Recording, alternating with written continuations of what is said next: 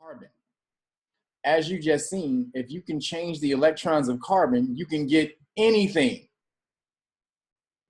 right? You can literally change the chemical, this looks like magic. If I can change the chemical structure of something with different carbon atoms, I can change its structure into something else, right? So this all kind of, hey, uh-huh. Oh, I was about to say, it kind of made me think of, I don't know if you read the book Watchmen, the comic book, Dr. Manhattan. He was able to manipulate any type of atom in the book. Oh, So well, it's kind of funny when you like that. same thing, same thing. So what, there was two different, so there's different sciences. So the high alchemy, the spiritual alchemy, was the transmutation of base thoughts into higher thoughts. Okay, so that's the higher alchemy. That's the higher alchemy of the higher mystery science that was taught in the pyramids, right? It's how to, because thought is everything first, right? Everything begins with a thought. So it's how, and then you get certain thoughts, undesirable thoughts that may move you to certain action. That's what emotion is. Emotion is energy equals motion. So that's the average person, right? That's the average common person. That can be even the, what you call the average exceptional person in everyday life. They may not be able to control their feelings. So, but how, or in their thoughts. So how do you change base thoughts, or, into higher thoughts? And that was thought of as mental alchemy, the transmutation of thought, right? So meaning if I get a negative thought, if someone comes and said, if a thought comes in my head, damn, you can't do that. Damn, why you can't, then you ain't gonna be able to do that. Immediately being able to transmute that thought into, fuck that, yes I can. I can do that because this, and this, and stay on that vibration of I can, whereas, and not I can't. That was high mental transmutation, because most people are negative. You will attach to a negative thought, faster than a baby to a nipple. So that was being taught in the higher aspects, in the higher realms of the sciences. Now the physical science, the base physical science was alchemy, was changing the electron of carbon. It's transmuting the electron of carbon, as we see what we're doing today. They're saying, oh, we can get new carbons from doing it. Boom, boom, boom. They created graphene and graphite and carbon and C60. They have doing all this shit way back in Kemet. Doing all this shit way back in Kemet, even way deeper than that, because they were able to levitate. They were able to levitate bricks and and stone and use lasers.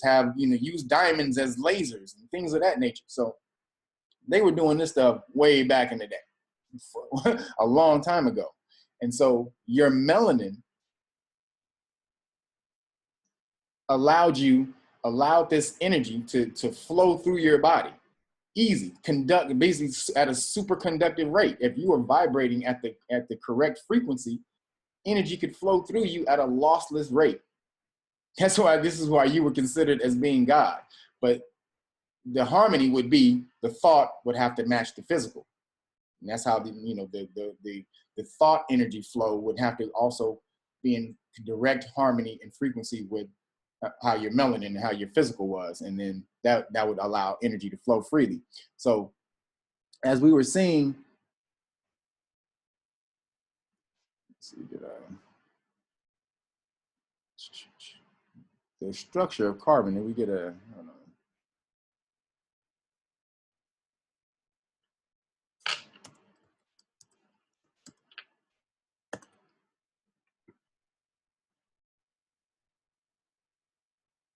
Come on, brother. So I just want to get, because I showed you guys the structure that we were going through of the melanin. If I can get,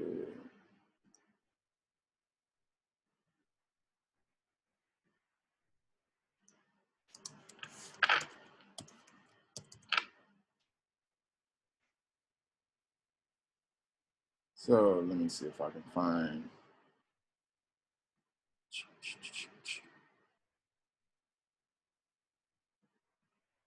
See?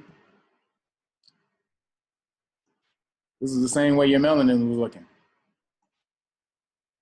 The exact same way your melanin was chained together. Carbon links, carbon structure links. The exact same thing. Your melanin is carbon. It's liquid carbon. Liquid carbon that you're able to control if you're on the correct vibrational state, or if you're in the correct vibrational state. You're able to control that. They don't want you to know this shit, because if we're able to do that, you saw what carbon can do. Carbon is the creator of everything. If we were able to get back to that state and control that level of science, we saw. So again, going back to the analogy I was trying to use was, put yourself in the place of carbon. We link up. We can link up. Like, it don't need to be many of us to link up, but we can link up limitlessly. Like it said, it's unlimited how many chain bonds, how many chain bonds a carbon atom can make. It's limited. It's unlimited, infinite. This, you extrapolate that to yourself. The connections, the connections that you can make throughout the universe, especially with people, you know, the living things and objects, it's limitless. You are connected to all things that is. Oh. They were like, shit. They're walking around literally with a damn plug into everything. They had to try to destroy that plug. They was like, look, as long as they're connected like that, there's no way we can defeat them. There's no way we can defeat them. So that comes the plan or the plot for disconnection. And they can't do it all the way. You're always going to be disconnected. But what they had to do was distract you. So the disconnection comes with distraction. Because if you're not distracted, then you fall right back on that. As we saw as they were breaking down the civil rights movement. And that also went along with the Black Panther movement. These niggas were vibrating the melanin. And they didn't have anything else to focus on but the injustice that was going on in the world, because they didn't have social media and the TV and, you know, the way it was cracking today, the way it is today. For, you know, they had black shows and stuff where, you know, the things to take up melanated people's focus. You know, they was like, you know what, we gotta subdue these niggas' minds. So yeah, give them some fucking shows. Give them a little money. Give them a little of whatever the fuck. We need to capture their minds, because they saw once our minds was not captured and we was focused on breaking this system down, the Black Panther movement was huge. At one point in time, the Black Panther movement, it fed 10,000 people a day across the country. That's some powerful shit. Yeah, you know, it's funny, Kev, you said that. I remember that. You're right, because even I read that the free lunch program kind of came out of that. Yes. Like free lunch program. Yes. We wasn't distracted with foolishness. It was just like boop. We just gangster. Even the gangs, conscious Crips, conscious revolutionaries in progress. Yeah. You know, blood meant that we were family. All of this didn't come out of we're fighting each other. It came out of us synthesizing, connecting to you know what I'm saying, to do away with an injustice. They was like, shit. Yeah, and then that's when right after that they dropped the movie The Mac, and then that's when Black Superfly and everybody was trying to be a pimp instead of Superfly came first. Yeah. Superfly. Look, and they got another movie that they about to come out with now called Superfly. The new Superfly. Have y'all seen the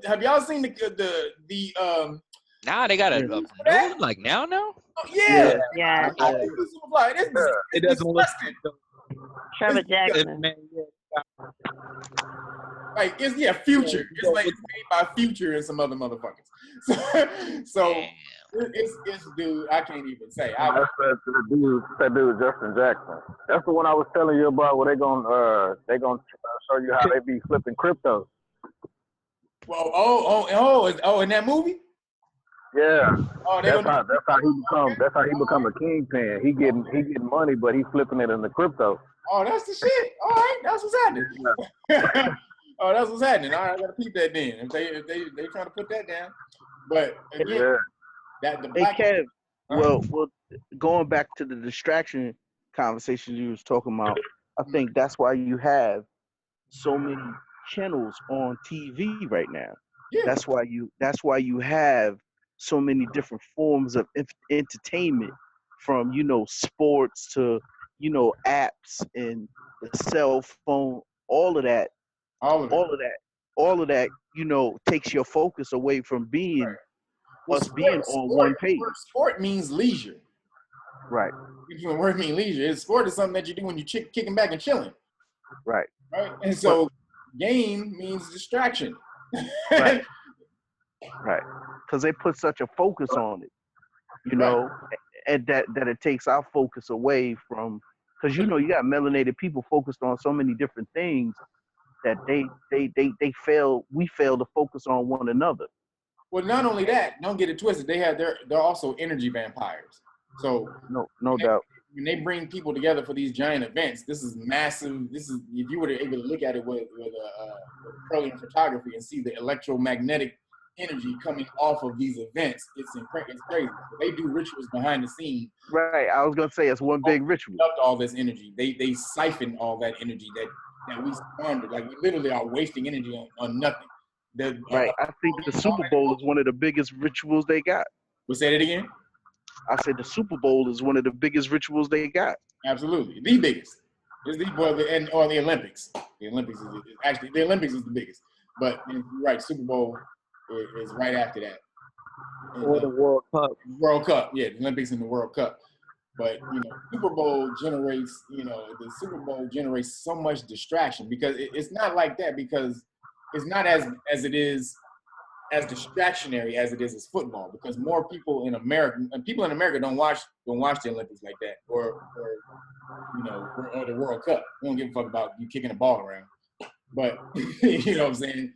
You throw a football game on, man, it's 20 million, 30, 40 million people watching at one time. It's crazy.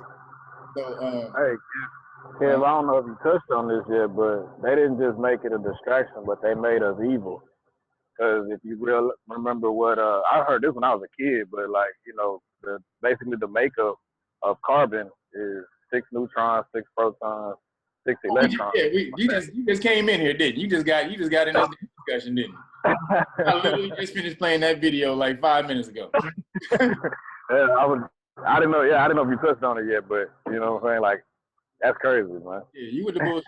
Some late ass information, but no, six electrons, six electrons, 6 neutrons, all of that, 666, absolutely right. It's right here. It's showing right here. Yeah. Yeah, if you think about it, like, I don't know if anybody ever seen. Have anybody ever seen The Water Boy? Yep. Bobby Okay. Boucher.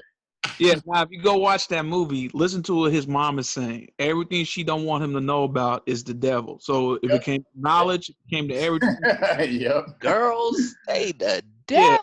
Yeah. Tell everybody, you gotta look at that. They telling you stuff like, bro, and then you realize when he's doing it, none of the stuff that he was taught was it was harmful. So it makes sense to make everything, the devil, even the word Lucifer is the light bearer. Right. People realize that Lucifer was not how people perceived him.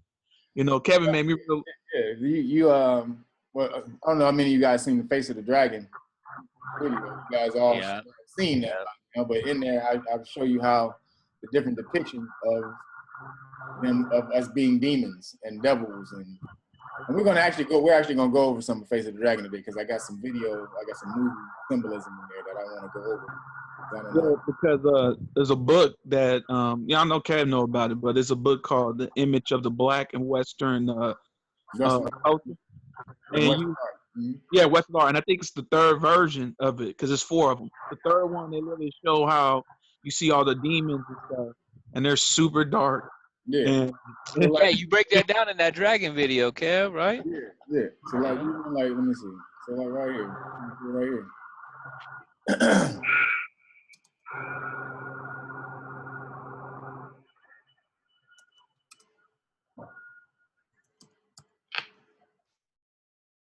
And look, never mind.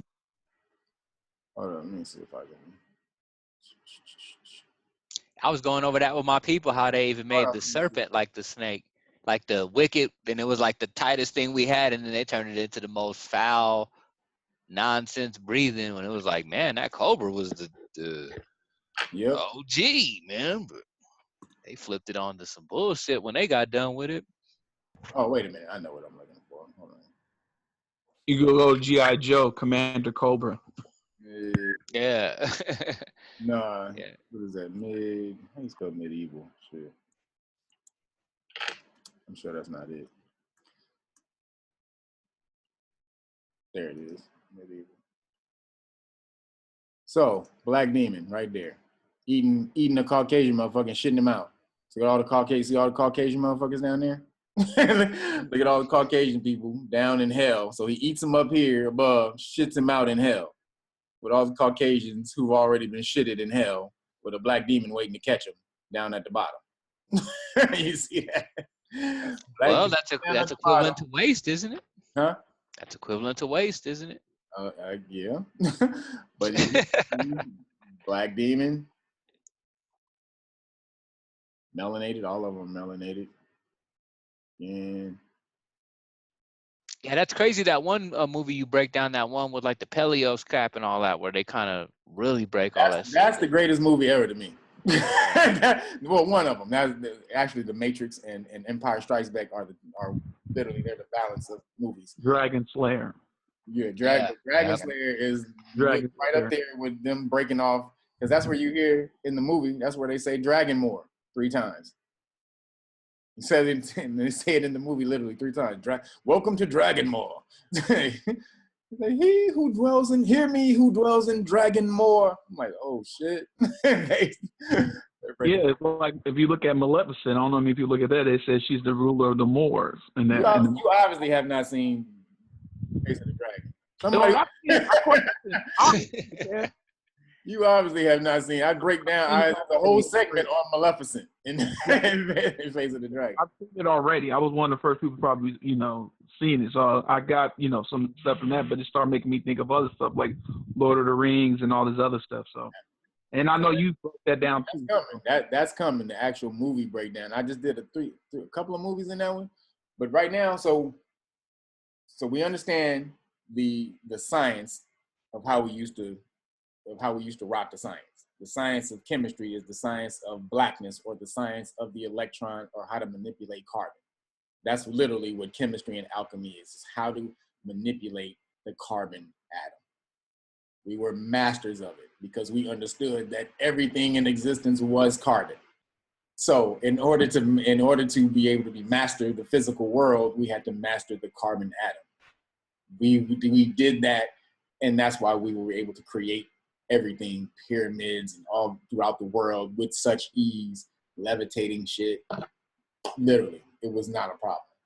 But we've gotten so far away from that science, we won't even, and now it's ready for us. It's online. You can go back and learn that science right now online, but no melanated people will do that.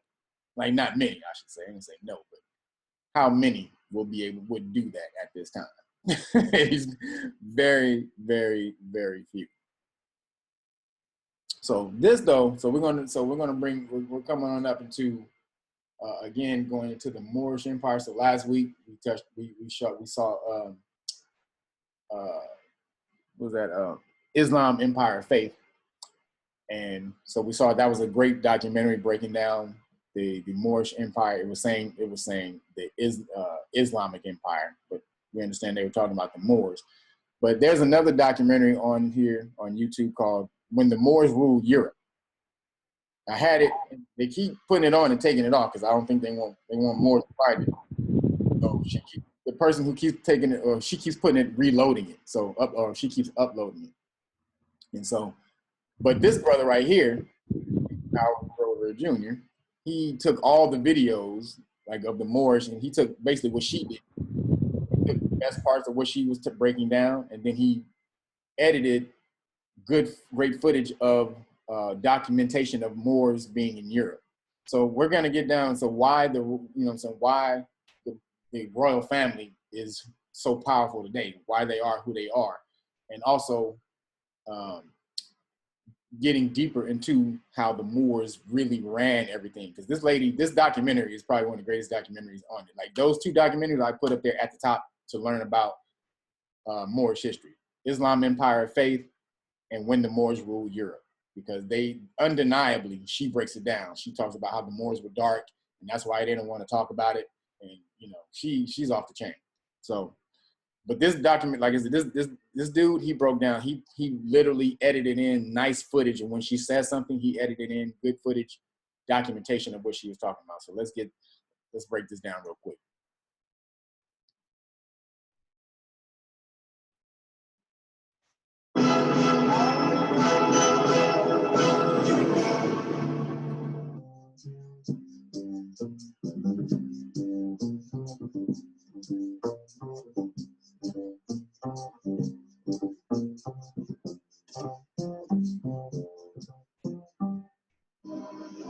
We tend to think of this as the beginning of an era. In fact, it's the climax of a forgotten chapter in European history. In the year 711 AD, Muslim forces invaded Spain and created a society so rich and so powerful, it was the envy of the known world.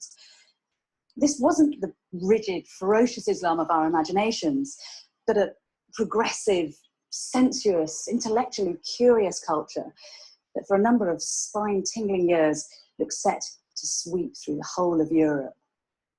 It is an incredible story, but one that has been systematically written out of history.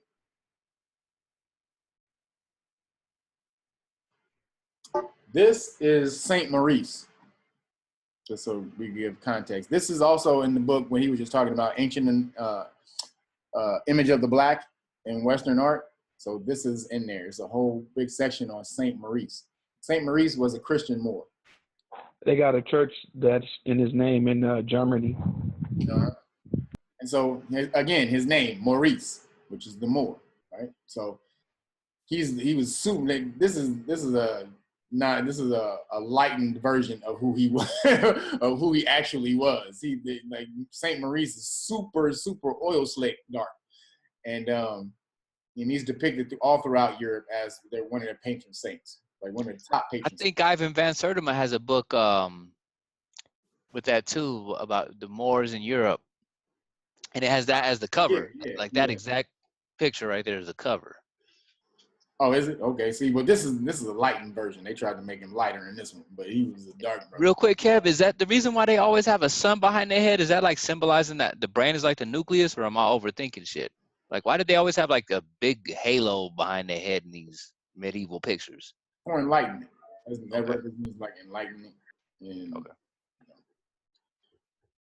so they both were supposed to be enlightened. You see, the rest of those niggas ain't. They regular. Yeah. So.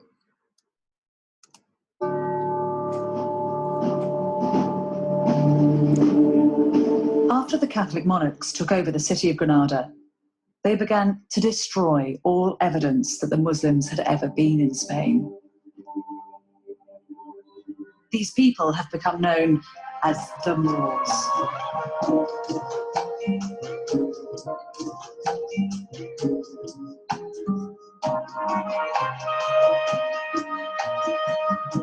This is Germany.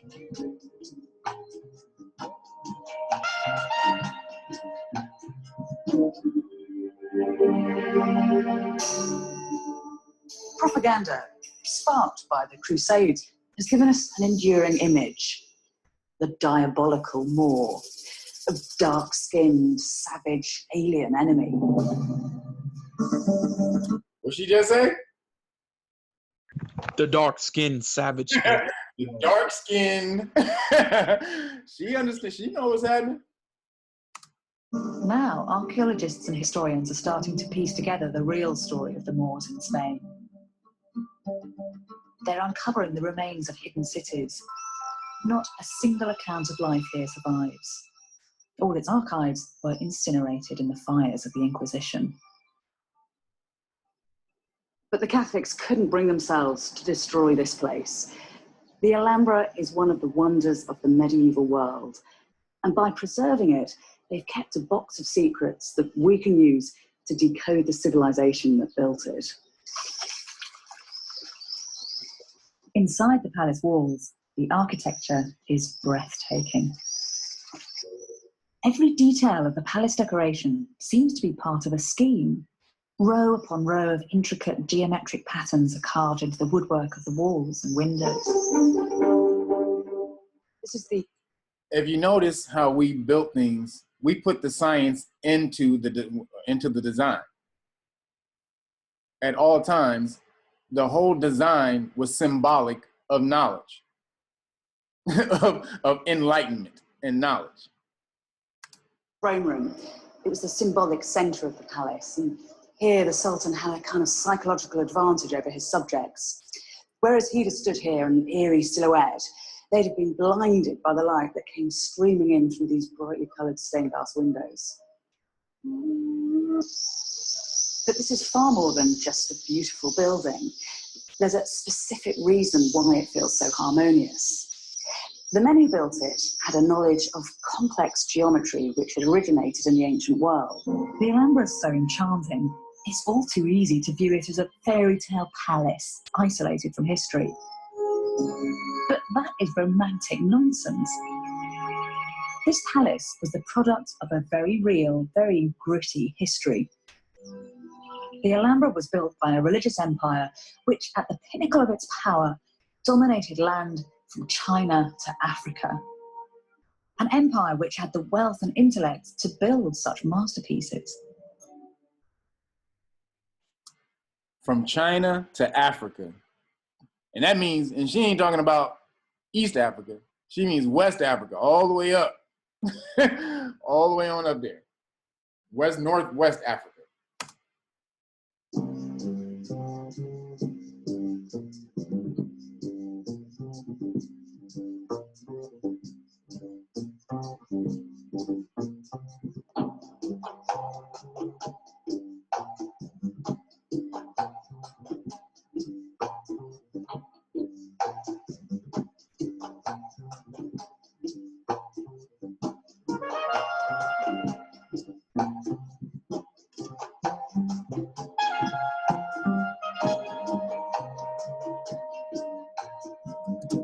Morinbrow. What's the beer name? What's the beer name that sounds like that? Lowenbrow. Uh-huh.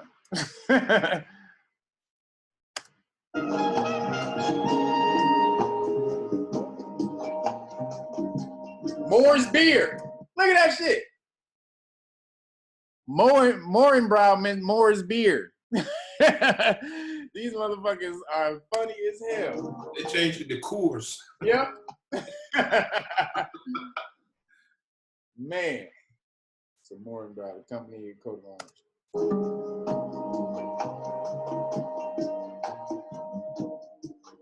Cheers to the Moors.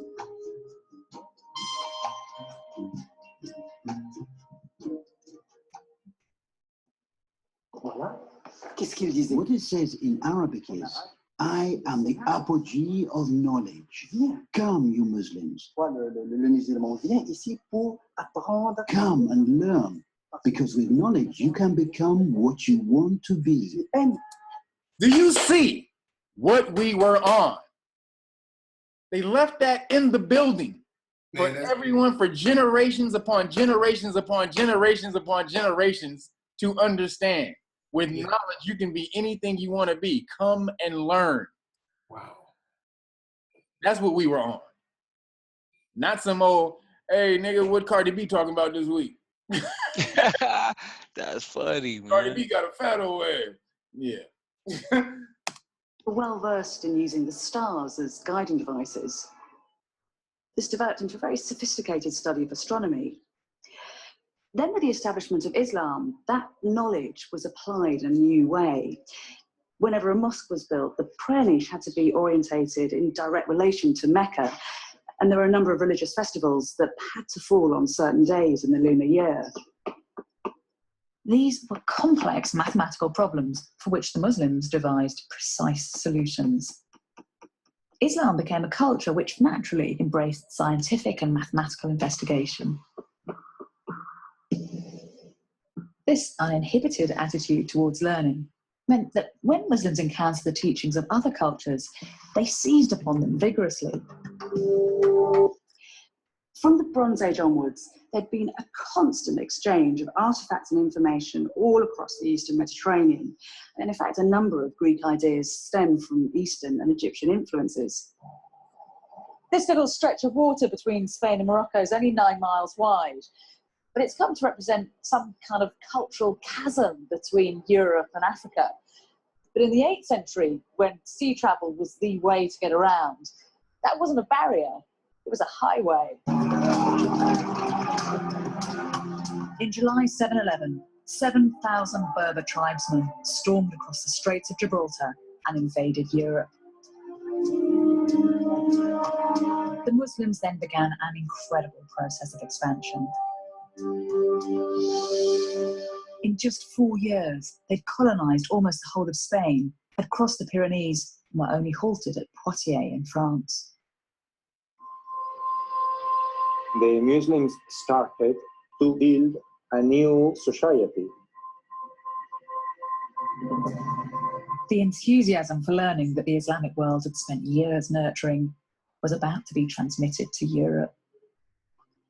This is the secret of how such a great civilization came to be born. The foundations of a new society had been laid. A self-confident, progressive and sophisticated civilization had arisen. Really quickly, it was saying it was a mathematical marvel and all of this and that. Does anybody know what math means? Where the word math comes from?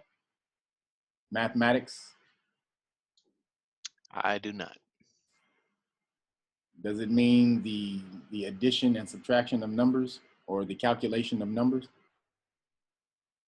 Or does it mean calculation? That's what most people think mathematics means. Does it mean to calculate?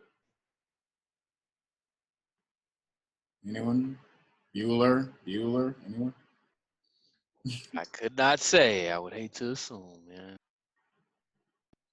Okay. No one's gonna answer? No one to give it a shot? No. Trying to Google it before you say something. It seems like but it seems like a perfect language. That's all I would know. Like, it seems like a language, really, man. Well, mathematics, well, it's from the Latin. It means that which is learned.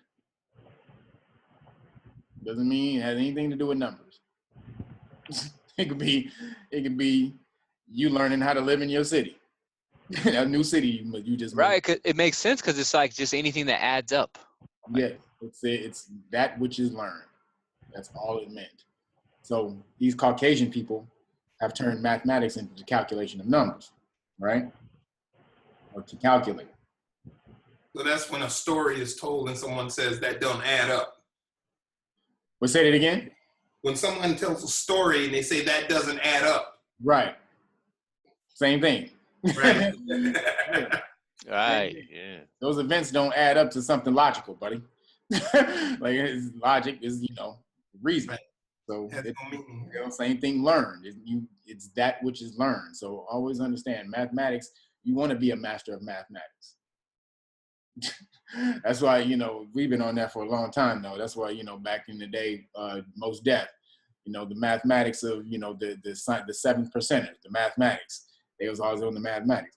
Now, a lot of them do believe it means the calculation, but it means that which is learned, because the mathematics of the 7 percenter doesn't just deal with math. It deals with the spirituality and science and stuff like that. So we understood.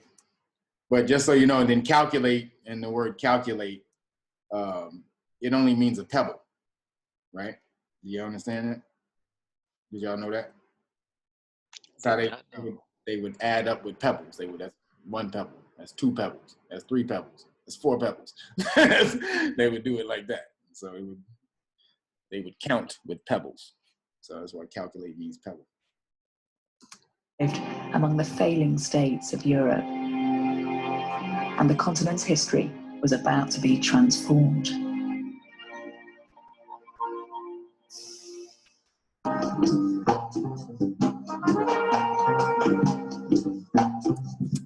German chocolate cake. Where'd you think that came from? I don't know, but it's my dad's Wow, Moors. Wow. This is in Germany. You'll see this all over the place. You'll see these Moors' heads on where first of all where she is, but you'll see them on the buildings throughout. And as we've been saying, he's been showing that. So all these buildings that he's been showing with these Moors on, that's in Germany, most of them. So German chocolate cake, and I was wondering, like, first of all, I hate German chocolate cake. That's like the worst. I was about to say, wherever it came from, I hope it's back. Exactly. I'm about to say, wherever it came from, I hope it go back. my dad's favorite. Yeah, chocolate and coconut don't go together to me, but you know, for a lot of people like it. But again, where it's from, German chocolate, is because the Moors ruled Germany. That's simple.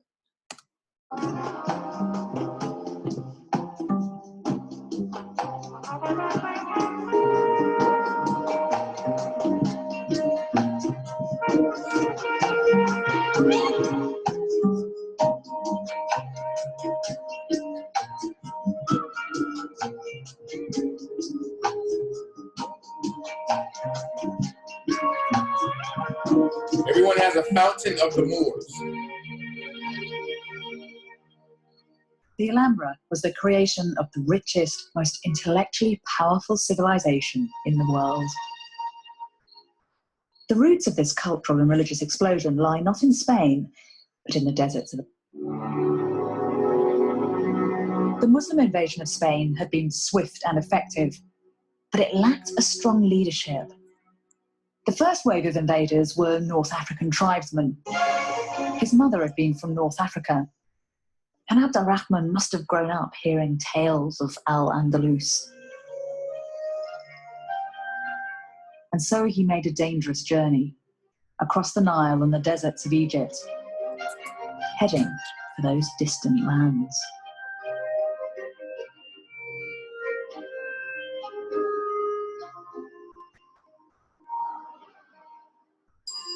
Abd al-Rahman brought culture and learning from the center of the Islamic world straight to the heart of Al-Andalus. When Abd al-Rahman arrived in Spain, he came here to Cordoba, where the city was in complete disarray.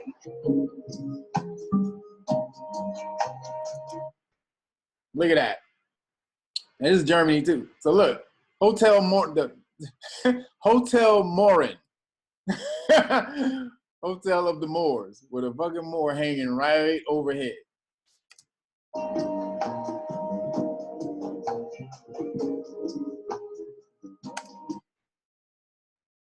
First off, I just want somebody to change this to an A, and what do you get?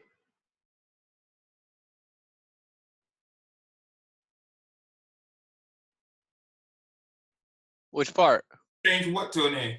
You change this O right here. Mayor. Huh? Mayor. Or Bill Mar. Mayor. Oh, Mar. Ah.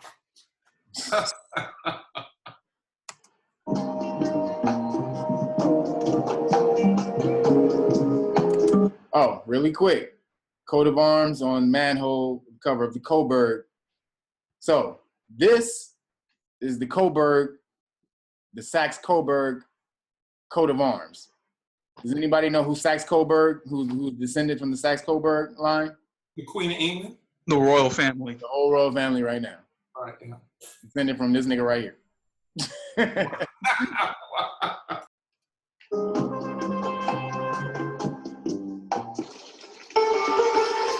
Abd al-Rahman brought cutting-edge technology for irrigation to Spain. Almost immediately, the landscape was transformed.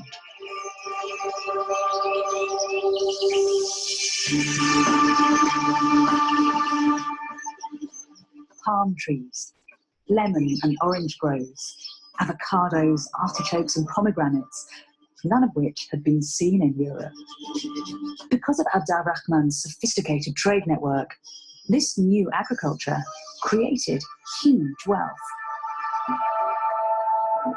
Again, we were down with the trade, all about the chips. And these riches were used to build one of the greatest cities in the world. While the inhabitants of London were still living in wooden houses, the people of Cordoba had built a cosmopolitan city with a population of over 100,000, the largest settlement in Europe. Reports from European visitors to Cordoba describe a city with 70 libraries and over 300 public baths. 70 libraries and 300 public baths. Now, to put it in context, at the exact same time in Europe, no one could read. Only 3% of the population in Europe, Europeans, could read. And that was mostly the clergy, or 3 to 6%. And they didn't believe in bathing. They thought bathing was demonic. They lived in shacks on the dirt with the chickens running through, the animals running through the rooms. You know, that's why you get chicken pox and all that's where all that stuff came from. All these different the animal-borne diseases, because Caucasians used to let the animals roll around in their houses with them, shitting and everything. They still do. They still don't believe in bathing. Exactly. Still do. That's exactly what the dog, and that's why they keep animals in their houses as pets. Now, as far as us, we didn't necessarily do that. We revered them. We didn't necessarily keep them as pets. We revered what they were as far as in nature. Like their attributes, right? Yeah, their attributes. We revered their attributes. But we ain't like, get this cat shitting in the house all over the place. Right. I got to clean up. I have kitty litter and all this. No, we didn't do that. That was disgusting. So, but we did understand that the attributes of the feline were great. You know what I mean? So the swiftness, the cunning, all that type of stuff. So again, which goes back to Black Panther, which is Bast. Bast is an actual African deity.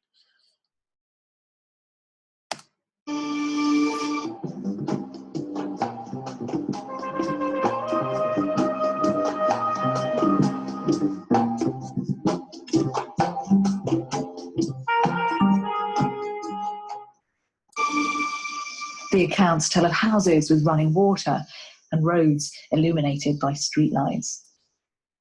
Did y'all hear that? Houses with running water and roads illuminated with streetlights. Advanced civilization. This is the 1300. Do you understand? Wow. We ain't talking about even the 1500s, the 1600s. We're talking about 11, 12, 1300. Wow. But I thought Thomas Edison invented the light, though. Right, yeah.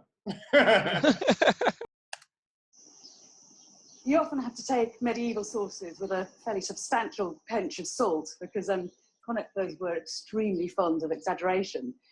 But in fact, the new excavations here at Cordoba are actually revealing a city that was just as rich as the one that they described.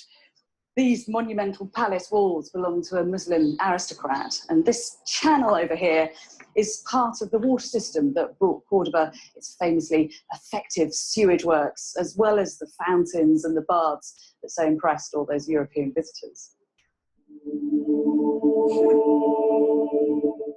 Cordoba was described by a 10th century German visitor as the ornament of the world. Abd al-Rahman built Cordoba on top of what had been one of the largest cities in Roman Spain, outshining all that went before. And his greatest achievement was this: the Great Mosque of Cordoba.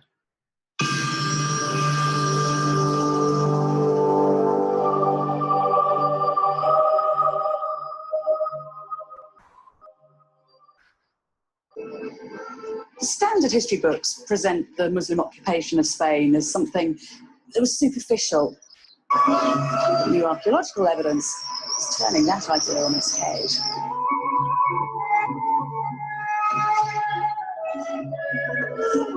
All over Spain, cities like Cordoba were established. Even Madrid.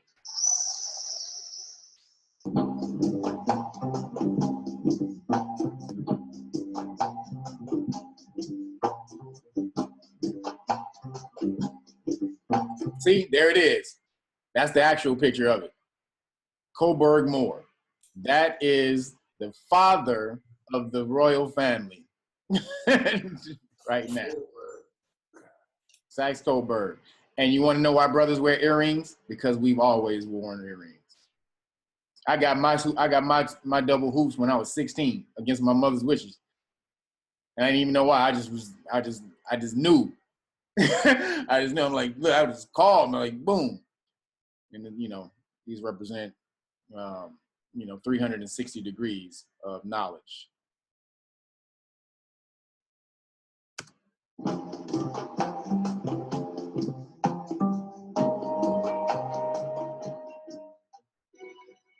By aligning the needle to the grid using the measurements, the time can be read off the face of the astrolabe, just like a clock. The astrolabe enabled nighttime navigation, which helped to advance sea travel, and this in turn set the stage for the coming era of worldwide exploration and discovery. Cordoban scientists were streets ahead of the rest of Europe, especially when it came to medicine. The hospitals of Cordoba were performing operations which wouldn't be seen in the rest of Europe for hundreds of years. Think about what that means. Just think about what that means. That means we were doing surgeries equivalent to brain surgery today. So think about that. So if we're doing brain surgery, you're doing brain surgery today, hundreds of years ahead of time. That means to go back hundreds of years, like 400 or 500 years. So think of where that would be, where the technology, if we're just trying to get a mental picture of the technology. Think about where we are now and go back 400 years. Man. That's just 400 years, probably more than, it was more than that, but just 400 years. And you would see the difference in technology of what we were doing. Dude, we would be like the Jetsons. We were like the Jetsons. Yeah. That's why they considered us superhuman dragons. We were hundreds of years of technology ahead of them. Hundreds. It's like, nigga, we ain't like, it's not like 70 years. We got a 70-year jump on them. Hundreds and hundreds, really more like thousands, but there she's saying hundreds. Hey Kev, so this technology or like you were saying, this knowledge was flowing into Europe at that time, but that was thousands of years old in Africa already, correct? Yes, it was thousands of years old already. And what she just showed you, the Mosque of Cordoba, that was a school. And so we would, and also they had one in Toledo. And so they we would let the Europeans come in and study in Toledo and Cordoba. And then they would go back and they were like, these niggas is off the chain. Like what she's talking about. She's like, the Europeans who would come visit, they would come visit because we would allow them into the schools. And so they came back and they were writing this, like, because remember back in the day, everybody wasn't able to write. There was only very few. So who was doing the writing? It had to be scholars who was coming and visiting these places.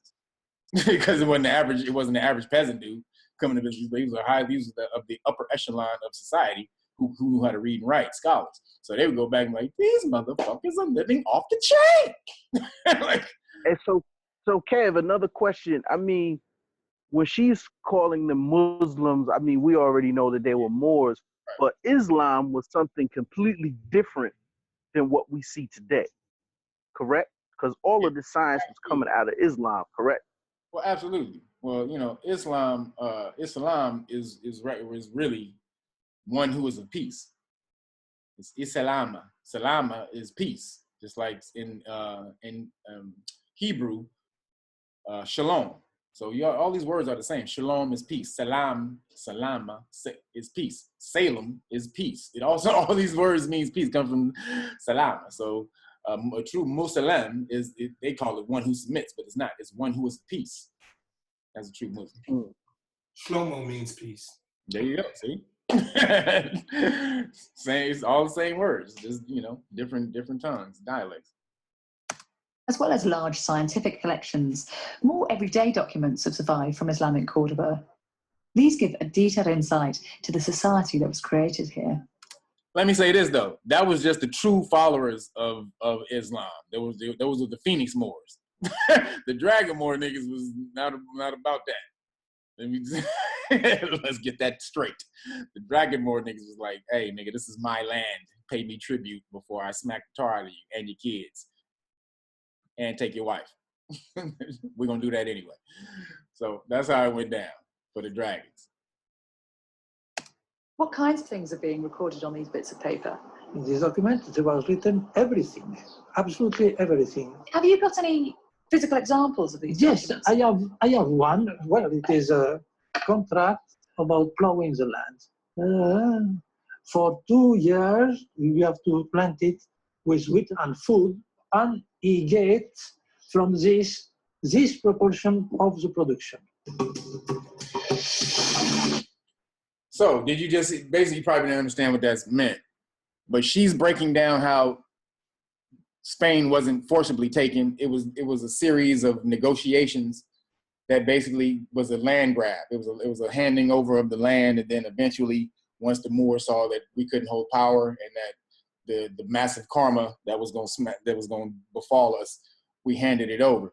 But what he was just showing right there was a contract to work the land, and after 2 years, they gave them the land. So that's how people would acquire land. It was basically like an indentured servant or a serf. So it's like, all right, you work the land, till the land for a couple of years. After you till the land and give me everything for the last 2 years you work in the land, you get to have the land. And that's a contract. Every piece of evidence from Cordoba adds to the picture of a civilized and highly sophisticated city. It had medical centres, an organised legal system, and libraries full of academics and scientists working on ideas which were light years ahead of anything else in Europe.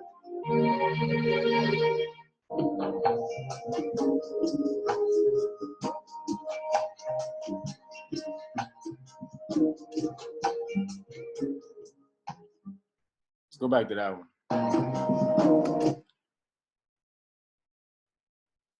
Look at this brother with a turban on and a Preston pub and a bar. They got this more chilling above head in a bar.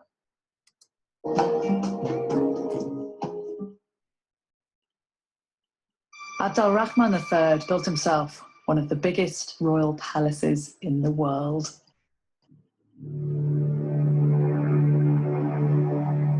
While the English kings of the same period were living in modest wooden halls, Abd al-Rahman III needed 10,000 workmen to construct this enormous palace complex, which was decorated with African white marble.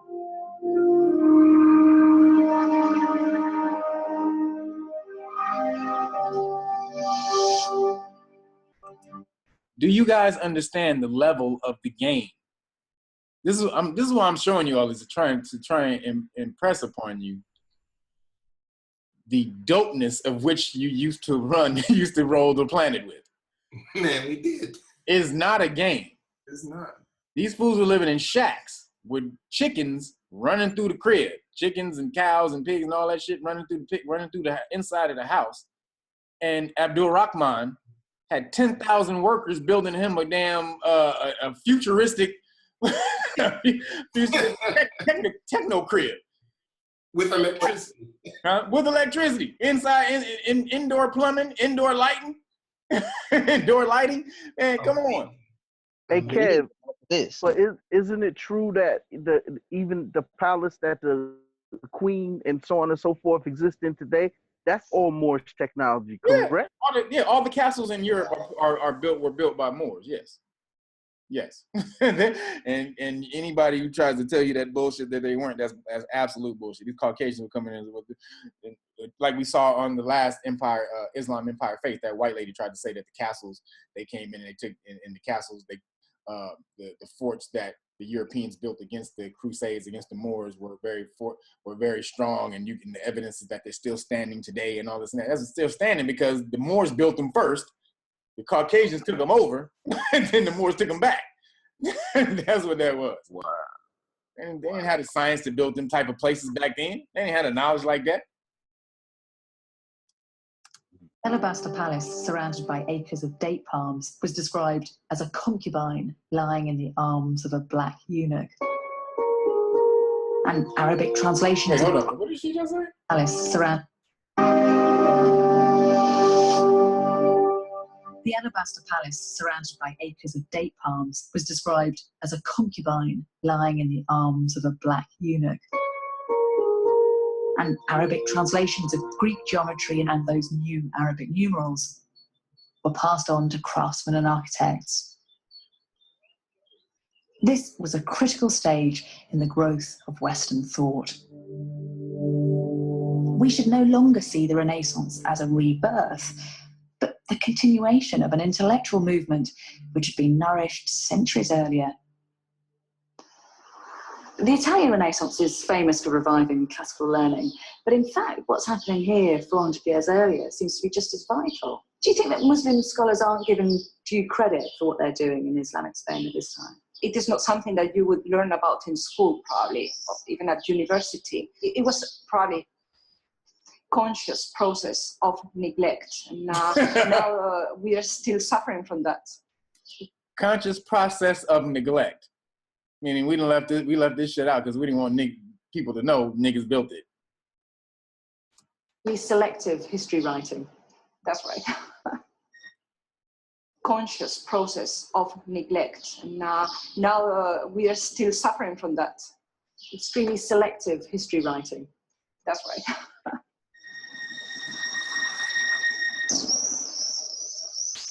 Hey, Kev, quick question. Yep. Was a woman who just said that, was she considering herself part of the being a Moor? Probably is. She's Spaniard. I mean, most Spaniards over there now have some type of Moorish blood. We ruled the fucking place for 1,000 years. You think everybody over there got some Pau Gasol who played for the Lakers? That nigga's a Moor. The Gasol brothers, all those niggas are Moors. Anybody you see with all that dark hair over there, all that black hair is Moorish hair. That's melanin. Remember the Dominican people, their mothers come from Spain. So yeah. That's all.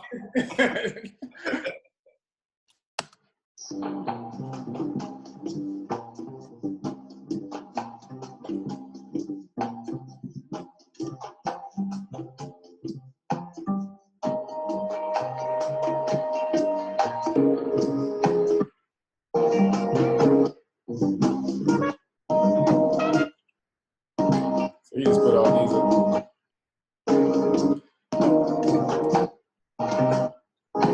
Oh, wait a minute. That right there. So this right here. The Morvan, Morlo, Ober, Mor, whatever the fuck that is. That's the festival of of St. Peter. Anybody ever heard of that? Not St. Peter, but Peter. I think it is St. Peter, but it was like Peter. Damn, Salt Peter or something. I think that's what his name. Salt Peter. So you ever heard of that? I've heard of it. All right. So he was supposed to be the helper of Saint Nick, and this is how they depict him. So they do a festival every year in Spain with them in blackface. This is where blackface actually came from, over here, where you saw the blackface. So blackface came from this, in the festival in Spain, where they would paint their faces and depict themselves as this dude, Salt Peter, and who was supposed to be the assistant of Saint Nick, but he was supposed to be a bad dude. He would come and steal the gifts and shit like that, or something like that, and kill the little kids. And so the guy who created the story, he said he got Salt Peter from the Moors. He literally said that. He said, yeah, his depiction of him was from the Moors, which is why. And so then you say, okay, well, who are they depicting? They depicting fools with big ass fros. Look at this. All the afros we were rocking in the 70s. Look at that. Look at that big ass afro coming out of his head. That's a depiction of fro time.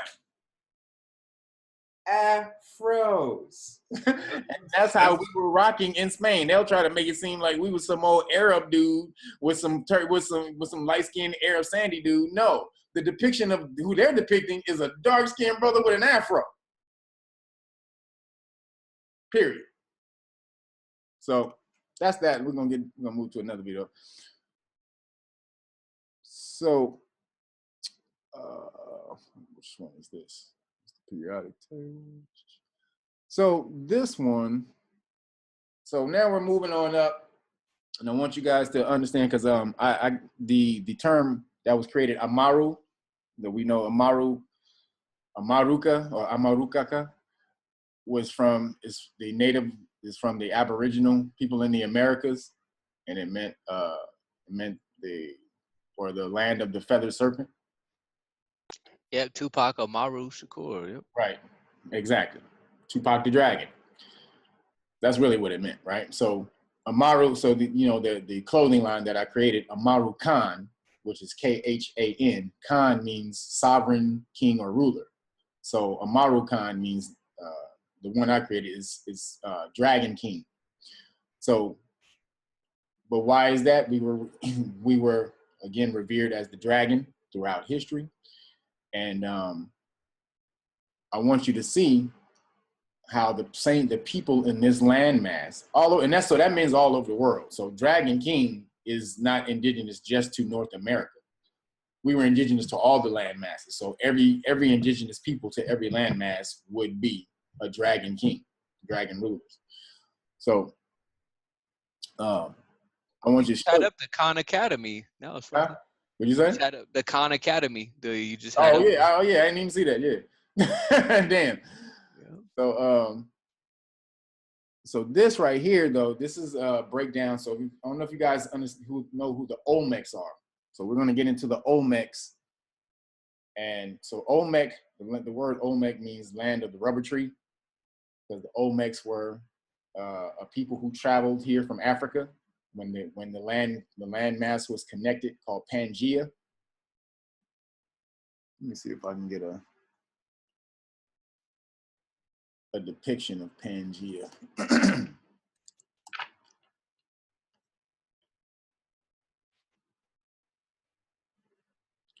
So this would be Pangea, when the land masses were all connected together. So South America, North America, Africa, see how it fits right on in there. Just a little river that would be flowing through it. Again, this is another depiction. They were all together, just small little rivers flowing through when they're all connected. So what happened was you get the Malians, the Dogons from Mali, they migrated to the Americas.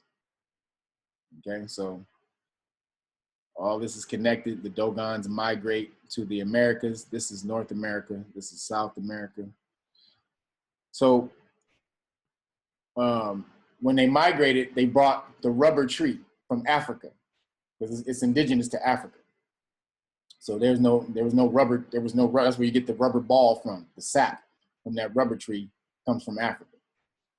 And so they were called the Olmec because they came from the rubber tree, land of the rubber tree. But we're going to get to how from the Olmec migration over here, and also we understand that in Mali, Dogons, they were the center of knowledge. They were the ones who said that we were created by the beings from the Sirius star constellation. And we'll get into that deeper, but just right now, I want to break down the descendancy, the lineage of Africans and the indigenous people on this continent, really all continents, but especially this continent. We'll get into the Dogons even deeper, but the Dogon at one point, Mali was as we saw in Islam Empire Faith, how Iraq was the center of knowledge at some point in time in the medieval times, or recent in the 16, 17, 1500s, 1400s. Mali in the ancient world, ancient time, that was the center of knowledge. All information flowed through Mali, right? And so the Malians, that's why Mansa Musa, who was a Malian, who was from Mali,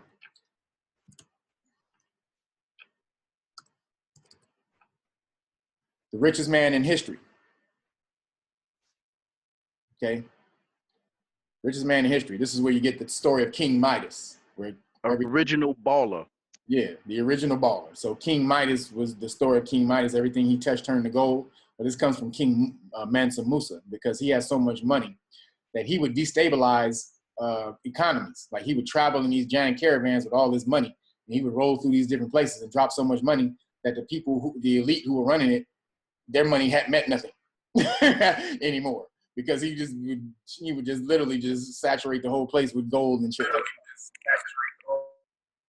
that. So, you know, these are different depictions of Mansa Musa, how we'd roll through Cairo and all these different places. So he was the equivalent, like his equivalent worth would be something like today. He was worth like back then. This is what his equivalent of worth back then was $400 billion. So that would be like back then. So extrapolate that to what he would be worth today. They said his amount of wealth back then was equivalent of $400 billion of that time. And so that's why they say trust the Midas touch, huh? Yeah, exactly. So that's how much but again, Mali, center of knowledge in the world, right? Center of knowledge, everything. So so we're going to talk, so then the Dogons, so that's where the Dogons are from. Dogons brought all that knowledge from Africa when the land masses were connected again through Pangea right here. So now we're going to get into the lineage of the Olmecs and how they created the indigenous people of the different Americas and as well as South Americas. You guys should watch this too. This is I think this is in different parts, but you guys should definitely check this video out. It's a lot longer than I'm making it than this excerpt right here. I think it's in 14 parts, but we will delve directly into the indigenous peoples of this land. The indigenous. When the enormous monoliths were uncovered from Mexico, the sculptured images that were carved to form 24-ton heads from a single mass of basalt rock had been discovered. No one suspected this mysterious part of a civilization that only seemed to have vanished. At the cultural paradox of this civilization, La Venta, 18 miles from the Gulf of Mexico, 4 colossal heads were unearthed. The monoliths had been carbon dated. The results of the carbon-14 test of the stone heads found in Mexico caused a startling uproar amongst archaeological circles. Various additional testing was performed. However, the earliest date that the carbon testing came up with regarding the stone images was the year 291 BC. As more diggings were performed in Middle America, larger heads were discovered. 24 tons was the average sum of the weight. The new discoveries were even more mysterious, for the colossal heads continued to turn up. Look at that nose and them lips. There is no denying. You got that right. No denying that's a brother. That's a brother. They even got the dude's age lines down. Look at this. Look at the detail. Wow. They got my boy's age lines. He had a little cleft right up there in his little nose. I mean, dude, the detail of, first of all, what did they use to do this? That's the insane part right there. But just detail the double age lines on this dude's cheek like he's grinning. Wow. This only happens when you grin. That's not a smile. That's just a grin. It's absolutely incredible.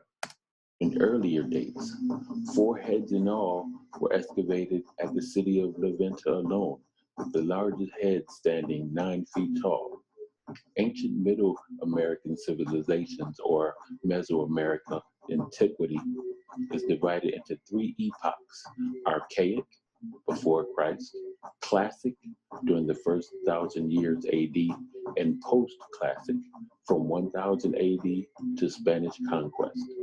The monolith of La Venta was dated and placed in the archaic period, which proved the existence of a civilization in Mesoamerica thousands of years before organized monotheistic religions. Perhaps more staggering than the result of the carbon dating of these stone figures is the apparent construction and proportions of the monoliths.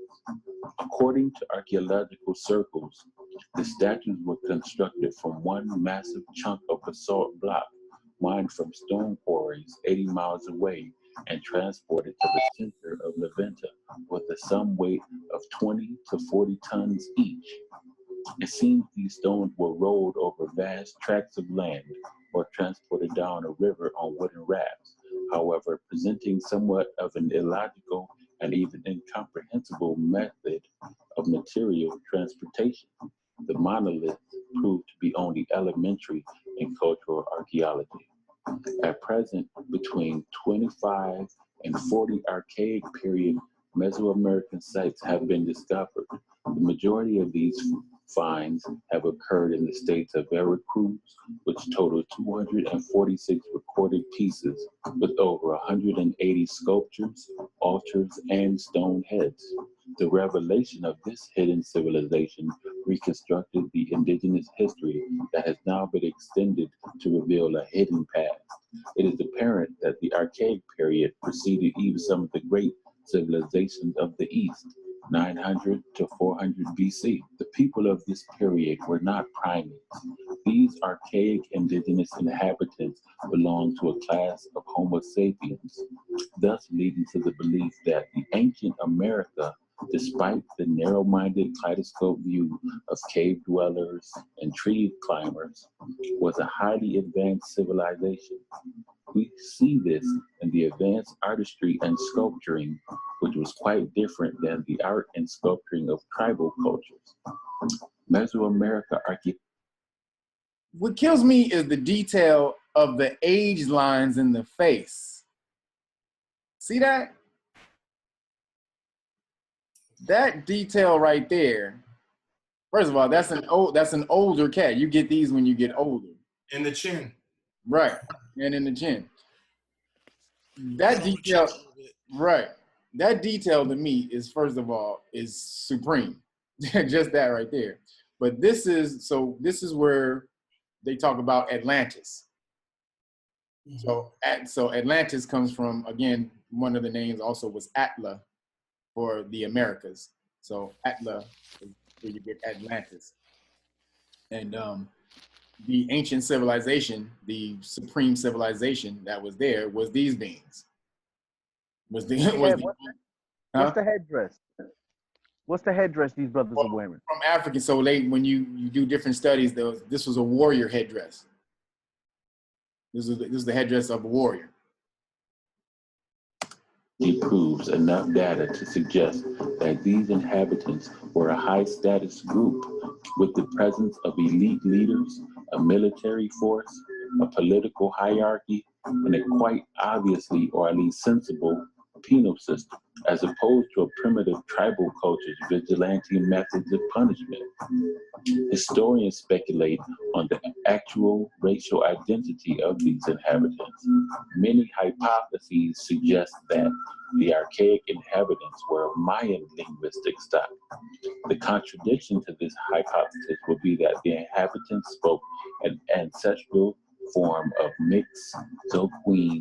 Other historians speculate that the people who populated Mesoamerica were Mongoloid people who crossed over between Siberia and Alaska and were called Paleo-Siberian or ice hunters. Upon research in the etymology of the term Paleo-Siberian, we find paleo from the Greek word pale to mean ancient or primitive. Siberian has dual meanings. Sib from the Greek word sipa to mean kinship, family related by blood, and Aryan from the Sanskrit word Arya to mean noble, in reference to the Persian language. Arya also denotes a sub-tribe of people who migrated from Turkey into Palestine and were given the name Caucasian from the regions of the Caucasus Mountains. However, the stone images were not the depiction of Siberians or Mongoloids.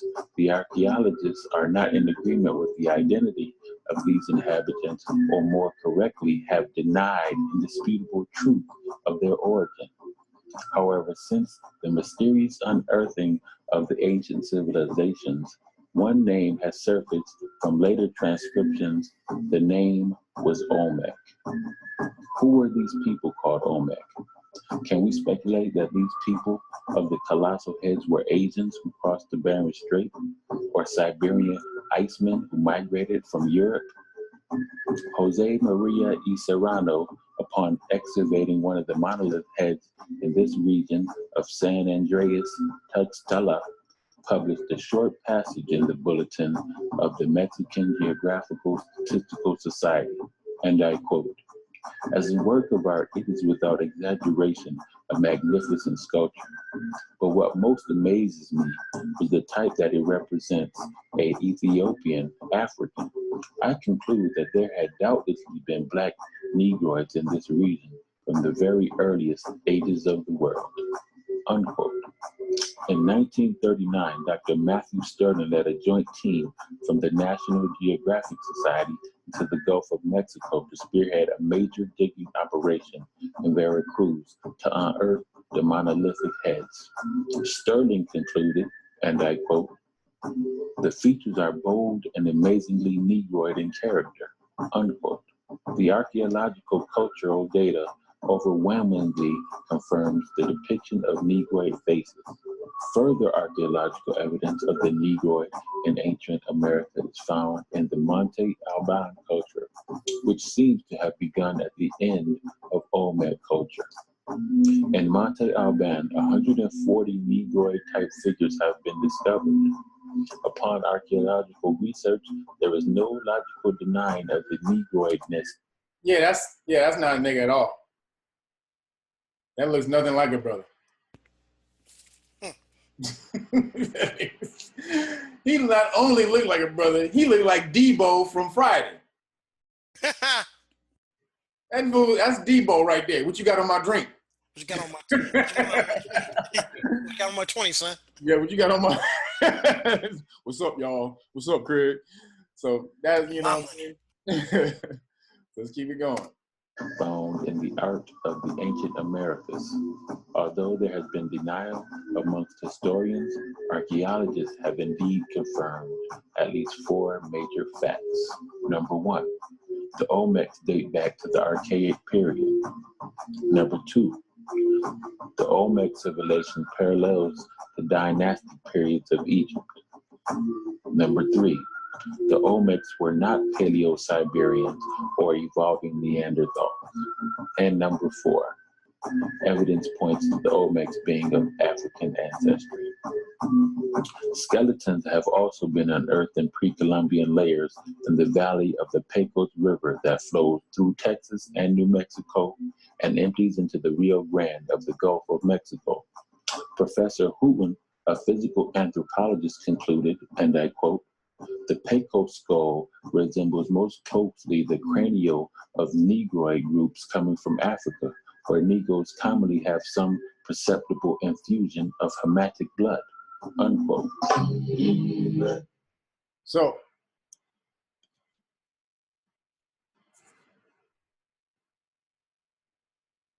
this dude, let's see, man.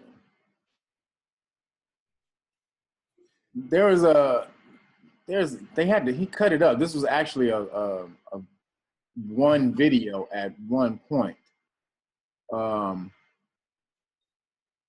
But I don't, I can't find the whole video anymore. This may be it. Oh, I think this is it. Look at this here. Wait a minute. You know, when you look at the cardinal points, just as they did it of the great ceremony. No, that's not it. Let me see, because I want you guys to actually go and watch this.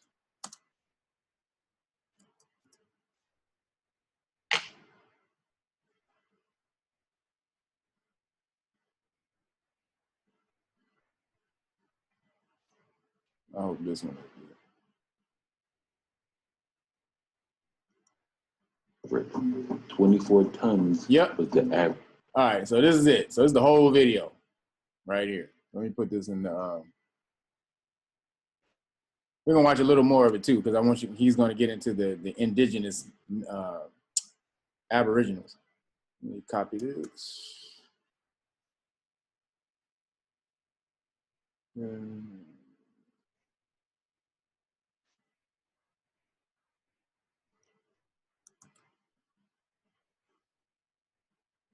So now that's in the chat. You guys can. The last brother you said looked like Devo actually looked like Hank Aaron. Let me actually show you one before I continue with the video. Watch this. If you tell me this ain't a nigga, you ain't a nigga. Watch this.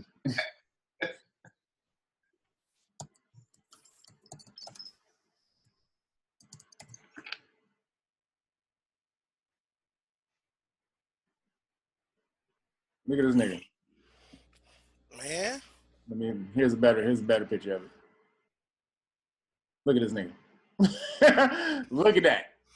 Try to tell me this ain't a nigga right here. Yes, sir. Yes, sir. All day. With the widow's peak. Thank you. With the widow's peak. Bam. Bam. This fool had a hair. This nigga had a helmet of hair. Like, yeah. This nigga's naps was compacted tightly. Looking like Power Man over here, for real. With the headband and all that. Man. And so you see, yes, they don't ever show this Olmec head. Oh no! Anytime you see him showing Olmec heads, you'll never see this one. Ever, never, ever, ever, ever will they show this dude, this Olmec head right here. if they do, it'll be blurred out. That's game over. Yeah, but yeah, if they do, that's game over. That is absolute 1000% game over if they show this. There's no denying. Like, nigga, show me a Caucasian motherfucker. You can't blast nothing off him. Show me a Caucasian person who looks like this today, right now. Ever in history. Bring a picture up. I'll sit and wait. I'll wait. Let's go. I'll wait. Eddie Griffin said 2 black people can make complete albino, completely. Yeah. But 2 white people can't make a nigga. I know. Right. Right. And this is him from 2 sides. Wow. Pure African. That's our brother. That's our brother. That's our brother, right? That's our brother. All day. And that's us walking. Now that's us. Now that's the Dogon. That's the Dogon nigga who walked over here and planted some trees. He ain't to be played with either. He ain't to be played with. Nah, he ain't to be played. He said he ain't to be played with either. Yeah. He looks like Dragon more. He said he ain't to be played with either. No, he is not. That dude does not fuck around. So let's get back. Let's watch. Let's see if I can watch. We can get into a little bit more of the video.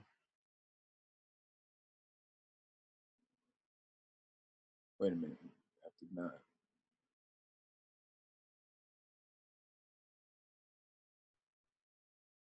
Actually, I got to re-put this in my playlist. Are bold and amazingly Negroid in character. Unquote. The archaeological cultural data Monte culture been denying have confirmed at least 4 major facts. Number 1, the Olmecs date back to the Archaic period. Number 2, the Olmec civilization parallels the dynastic periods of Egypt. Number 3, the Olmecs were not Paleo-Siberians or evolving Neanderthals. And number 4, evidence points to the Olmecs being of African ancestry. Skeletons have also been unearthed in pre-Columbian layers in the valley of the Pecos River that flows through Texas and New Mexico and empties into the Rio Grande of the Gulf of Mexico. Professor Hooten, a physical anthropologist, concluded, and I quote, "The Pecos skull resembles most closely the cranial of Negroid groups coming from Africa, where Negroes commonly have some perceptible infusion of Hamitic blood," unquote. The Pecos skull resembles most closely the cranial of Negroid groups coming from Africa, where Negroes commonly have some perceptible infusion of Hamitic blood, unquote. Professor Hooten refers to Hamitic blood. Hamitic blood is the blood of the Negroid, since the Ham Shemites were the dark seed which were forbidden to interbreed with the Canaanites. The word Ham translates as black in biblical Aramaic. Finds like these, in addition to the Negroid style, heads forces us to consider the parallel between ancient America and Africa. However, historians dismiss these similarities as mere coincidence. Archaeologists, on the other hand, conclude that the Olmecs who sculpted these monoliths have been shown to be absolute masters of realistic portraiture and did not arrive at the distinct Negroid features by accident. It is also noted that there could not possibly be a coincidence of stylization of a distinct people with facial features and characteristics which separates them from the features and characteristics of all other races on this planet. There can be no room for geographical coincidence that the very period that the Negroid appeared in Mexico, that was the same period when the first pyramid, mummies, and hieroglyphics began to appear in Mesoamerica as well. Is it a coincidence that the Teotihuacan head of pre-Columbian Mexico greatly resembles early Mandingo clay heads and Nigerian images? Many of the historians today have confirmed to the speculation of the Olmec monolith heads. They cannot explain the representation of the Negroid, despite the coloration, the fullness of the lips, prognathism, tattoos, tribal markings, and tribal scarification, kinky hair, the broad nose, and the Egyptian-style military accessories.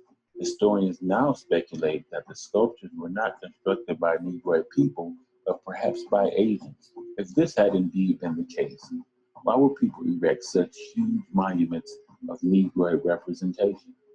Why would Asians build colossal monuments to portray the Negroid of Africa when they have their own gods and legendary heroes? I'm gonna skip forward a little bit because the identity of Olmecs in order to protect the land that would otherwise. You guys go back and watch this though. This is very important to your knowledge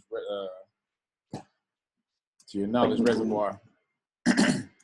And literally be owned by these indigenous people. We owe it to ourselves to unearth the largest find to date. This find is that of the very first Americans. Where did the Olmecs come from? The Olmecs came from Nuba in Central Africa, and they migrated to America, in which they named, in their Kushite language, Utala, which means vacate. When the Olmecs discovered that there was actually a North Utala and South Utala, the word Utala became plural, which became Atlan, which is... First of all, it's Utla. I want you to get the word straight. It's Utla, and then Utla became to Atla, and then so his language is off a little bit, but it's Utla, and then it became Atla, and then Atlan. The word Atlantis and Atlanta came from. The Olmecs were a tribe in Africa called Dogon in Mali. When the Dogons migrated to America, they also imported the rubber tree, which is only indigenous to Africa. The Dogons used the sap from the rubber tree to make shoes, coats, capes, and they were the first to introduce soles on shoes in the New World. The name Olmec means rubber people. The rubber was also used to make large balls for the Olmecan ball game ceremonies, which was played in large stone arenas. When Christopher Columbus arrived in the West, he states that he saw natives kicking around a large ball that was made of some type of acacia. Columbus took some of these trees and balls back to Spain with him, and today, soccer is the favorite national sport of Spain. So, just really quick, soccer, they were kicking that ball around. You know what else was created by the Olmecs?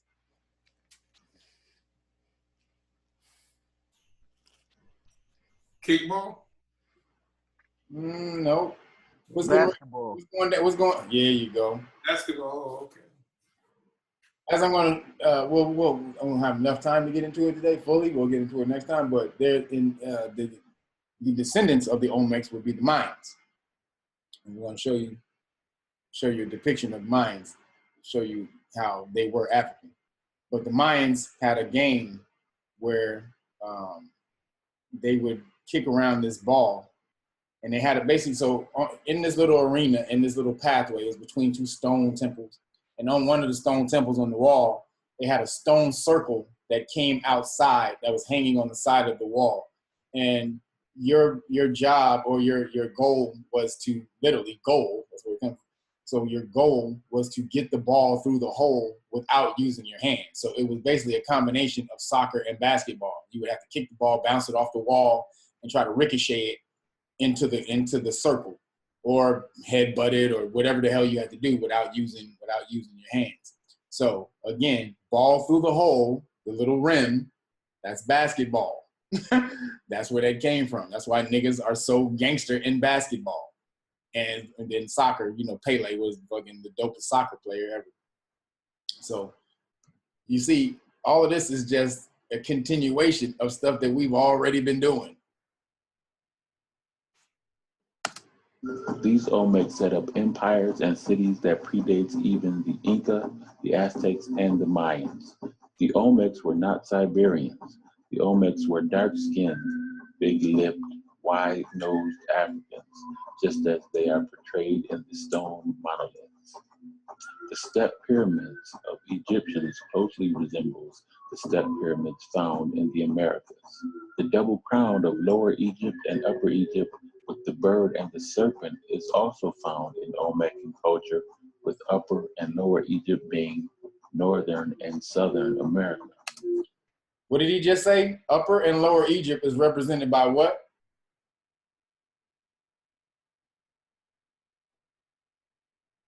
Northern and Southern America. He said the upper and lower crowns of Egypt represented by the what?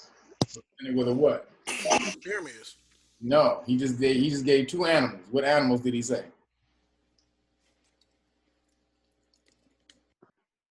All right, okay, y'all. Y'all that bullshit. We're gonna go back.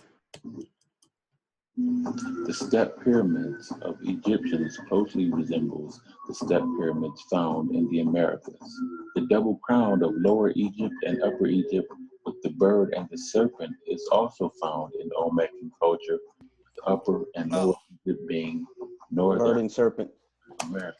And who was that? Serpent. And what is that? And what would that be? Dragon Phoenix. There you go. Yeah, I heard the pyramid part, but that slipped right by me. Right on past you, didn't you? Yeah, that slipped right by me. The bird and the serpent.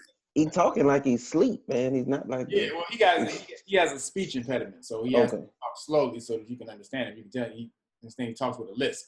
I got you. If you talk any faster, you wouldn't be able to understand what he's saying. The Mexicans have 4 calendars. The 4th calendar is identical to the Egyptian calendar. In Mexico, there was found a type of paper made from a specific type of wood pulp that scientists say can only be found in Egypt. Even the ceremonial dance of the Hopi Indians is identical to the Dogon's Bado dance of Africa, using the same symbols and spirit names. Various tribes, such as the Osage and the Apache, use the crescent moon symbol, which is the national symbol of Angola, Mauritania, Tanzania, the Sahara, and Algeria, all found on the continent of Africa. Previously, I mentioned that the Olmecs and the Chinese combined to produce the Red Indian, and I will delve deeper into that right now. In the 4th century, a Chinese missionary under the Shang dynasty named Ho Xian, or Hu Xian, came to America in search of his people, who were the East Yi, meaning the Black Chinese. When the Chinese arrived, they encountered the Olmecs, who had already been living on the land.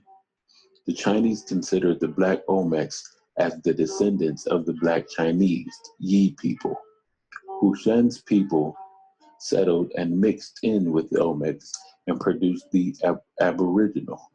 The Olmecs gave the Lower Kingdom to the Aborigines. The Aborigines called the land Mujian, which is a combination of the Olmecan Ashuric Aramaic word Mu, which means one, and the Chinese word Zhan, named after Hu Shan. Did you know that there was a province in China today called Zhan, and that this is the site of one of the only Chinese pyramids, Mujan became Mijan and eventually became Mekjan or Mexico. The Aborigines called themselves Mexicans and they remixed with the Olmecs, which was... The name is really, they would call it Mexica. They would call it the Mexica. Or that's, he's pronounced, yeah, he's not pronouncing the name right, but it was the Mexica. And that's, Mexica became the Mexicans. Oh, you guys have to go back and look up, look up a documentary called, excuse me, Kevin Costner did it. It's, oh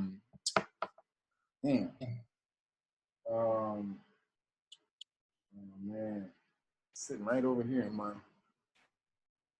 It's like, damn, hold on. I gotta find it now. You guys have to see it. It's like a five-part documentary. Hold on.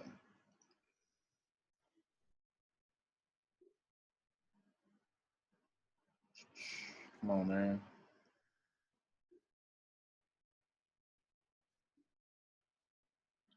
So I can't believe I'm forgetting it too, because it's a documentary I watched like 100 times. And I've broken this down to everybody. I can't remember the goddamn name. Hold on. Modern West? Nope. Huh?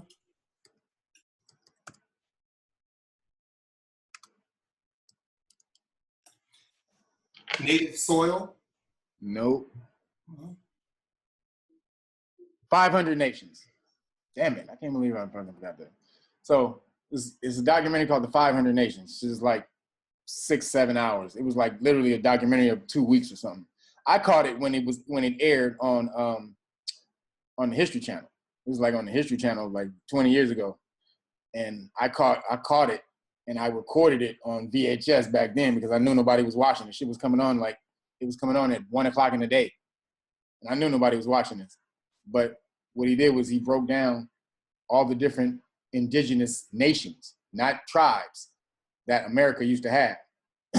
I mean, over 500 nations, like little actual nations with laws and governments and all of that, governmental systems and, educational systems, things of that nature. So it shows how they call them the savages. They call them noble savages. They weren't savages. They were well versed in the law. Like the ancient Lenape, or the Iroquois nation, and both of them, they were called the lawyers because they were so well versed in law. And they've been dealing with French and people for a long time. So, and also going back and forth and dealing with each other as far as diplomacy and things of that nature. So they were well versed in as far as diplomacy and law. And so you have to go and look at this because it shows you in that it breaks down the history of Mexico. And that's where you'll see the Mexica. But when you see it, you'll see the flags that they're carrying. They're African flags and, flags and flags that have the dragon on them or a phoenix and stuff like that. I'm like, oh, snap. This is absolutely no joke. So there's another video I want to show. I want to finish up a little bit of this. A little bit more of this and then show y'all something else before I go eat. In a sub-tribe called the Hopi. The Hopi became Mekjan or Mexico. The Aborigines called themselves Mexicans and they remixed with the Olmecs, which resulted in a sub-tribe called the Hopi. The Hopi clan was taught the religion of the Dogon and given the secret of the stars. Several hundred years later, the Hindu East Indians arrived in Mexico and they bred with the Mexicans and produced Mongoloid tribe types like the Inuit and Eskimo, who migrated far north into Canada and Alaska. Out of the Mexican also came the Aztec, Inca, Toltec, Mixtec, and the Mayans, which were the 5 barbarian nations. The Mayans rejected their Olmec ancestry and gravitated towards their Chinese ancestry. The Mayans began practicing human sacrifices and cannibalism. The Mayans were banished by the original Olmecs and were told to leave or be destroyed. The Mayan relocated and sailed east to Asia and mixed in the Mongols of Southeast Asia and became known as Angkor. Today, the Angkors no longer go by that ancient name. Their modern day name is Cambodian. Yes, the Cambodians are really the Native Americans that were banished. This is why the ruins in ancient Cambodia are identical to the ruins of the Mayan Empire. History claims that the Mayan civilization just vanished. The word Mayan means illusions because it seems as if they disappeared overnight. The Mayans didn't just disappear. An entire ethnic group just simply vanished overnight. They simply packed up and moved to the other side of the planet. And you might be wondering, am I saying that the Red Indian is an Aborigine? Well, the Red Indian is a result of mixing between Olmecs and Chinese. This is why you have some Native Americans with dark skin and Negroid features, and some with light skin and Mongoloid features. Olmecs were indigenous Americans. Chinese were immigrants. Mexicans are Aborigines, who were the combination of Olmecs and Chinese. The East Indians that came here were also immigrants. As for the tribes of North America, the tribes of North America were a result of Olmec and Mexicans. However, some of the Mexicans continued to mix with the Chinese and produced yellow tribes like Pueblo and Manso or Mansu. The yellow tribes mixed in with each other and produced tribes like the Chinook, Tutuni, Kalupaya, Chumash, Oinuk, and others. Tribes broke off from each other and produced even more tribes that settled in California. The darker skinned tribes were the tribes that managed to contain much of the Olmec blood, like the Arapaho, Arikara, the Blackfoot, Cheyenne, Crow, Apache, Mandan, the Pawnee, and the Shoshone. In the 15th century, all of this changed. The Europeans arrived for the first time, the Spaniards, French, British, Italians, and Portuguese. The Europeans mixed in with all of the tribes, black, red, and yellow, and they produced even more stocks. Today you will find white Native American tribes. The tribes that did not wish to mix with the Europeans were destroyed. The Incans were destroyed by the Spanish, who stole their culture and are now calling themselves Hispanic, which is a term that was popularized and some say even coined by Ronald Reagan. As far as the darker tribes or the black tribes, the Olmecs migrated into two directions.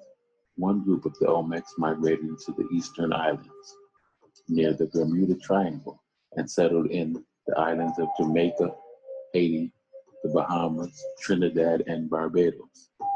The Olmecs set up colonies on these islands and became known as the Arawak. These were the people Christopher Columbus encountered. The Spanish and the British mixed in with the Arawaks. The Olmecs of Haiti went back to their African roots and began practicing their religion called Yoruba, which is mistakenly called Voodoo. The Arawaks mixed in with the Portuguese and produced a tribe of half Negroid, half Latin called Taino. The Taino were invaded by another tribe. That's Taino. Called the Caribs, who were sadistic cannibalists. The Caribs migrated to an island known as the Caribbean. The other group. Now, I just want to show you the play on words on the vibration of words, which is why they're so important, which is why you see me flex this shit all the time. This word, Caribbean, when you think of the word Caribbean, you think of niggas. When you think of Pirates of the Caribbean, you think of white ass or Caucasian Johnny Depp. Well, he's not Caucasian. He's actually descended from the first slave who got freed by law, Elizabeth Grinstead. So he's actually one of her descendants. But he's also Cherokee. So he looks Caucasian, but he's actually the brother. But when you think of Caribbean, see, they changed the vibration of the word to Caribbean, which makes you take your mind completely away from the brothers and the, you know, the Jamaicans and brothers who live in the Caribbean. Literally, that is the power of vibration of words. Yeah. Just the inflection from Caribbean. See, and that's right, Caribbean, and then to Caribbean. Yeah, because you don't hear no Caribbean in that Billy Ocean song. You never heard him say Caribbean. No, he said Caribbean. Get it right. Oh my God! Yep. So, Womack traveled north and settled in Southeast America and became known as the Washoe, which means raccoon people. These people settled into areas of Alabama, Mississippi, Louisiana, and Georgia. The Washoe mixed with the Malian Moors of Africa who also came over. The result of this mixing was a tribe of pure-blooded Black Native Americans called Yamasee or Yamasee.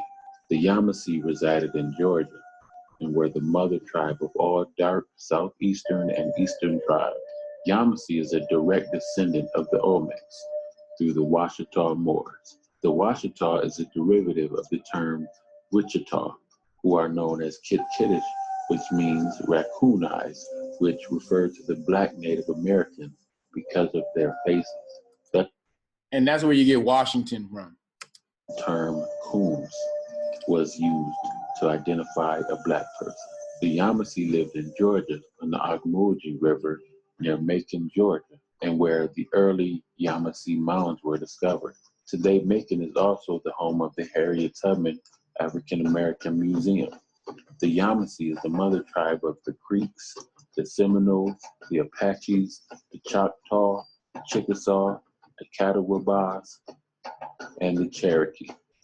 In the 1700s, the British, French, and Spaniards mixed in. That was Catawba. Make sure you get remember the vibration is important. So that was Catawba. These tribes. In 17, the Catawbas and the Cherokee. In the 1700s, the British, French, and Spaniards mixed into these tribes. In 1715, the Yamasee rose in rebellion against the English and allied with the Spaniards. Some of the Yamasee Creeks migrated to what is known as Savannah, Georgia, and became outlaws under the tribal name Yamacraw. The British began taking women and children into slavery. The native Black American men mixed in with runaway African slaves. A war broke out between the Yamasee and the British in 1715, the Yamasee Uprising. Throughout the 1700s, many tribes were slaughtered. The remnants of these tribes band together to create an alliance. The newly formed tribes of Yamasee, Coosa, Cowan, Congaree were known as the Catawbas. The Catawbas spoke a See, so excuse my pronunciations. So Catawba. So basically, what he's breaking down. First of all, you know how the different lineages came to be what they are, but you start to see when he says they were wiped out. See, they weren't necessarily wiped out. See, this is the part that he doesn't go deep into. You might not even know. They weren't wiped out. They were reclassified and enslaved. So this is where, so at the beginning of what was called slavery in America, legally, you only had about 350,000 Africans brought to the Americas, to North America in slavery, but it ended up being over 4 million at some point in time. So then they say, well, the Caucasians came over here and they committed a mass genocide and killed everybody over here. They didn't do that. And first of all, you got to be a devil to try to wipe out that many people. They didn't do that. What they did is just reclassify them. They would, once they indoctrinated you into Christianity, they categorized you as mulatto. They turned you as mulatto, or they would just capture your ass and put you into slavery, or some of the other tribes who were also engaged in slavery and slave trade, they would capture some of the people, some of them, and then sell them off to the Americans, the American colonists, and then that's when the American colonists would reclassify them as slaves, so they could have them as slaves, but not the indigenous. Because also to have the indigenous, they had so many treaties and things with the indigenous. To have them as slaves was a little complicated, because you had different laws for the indigenous Native Americans that were here, or the Aboriginal Americans that was here, laws that protected them. That's where you go back and you see the Dred Scott case, where they couldn't give Dred Scott a remedy because he called himself a slave descended from African slaves.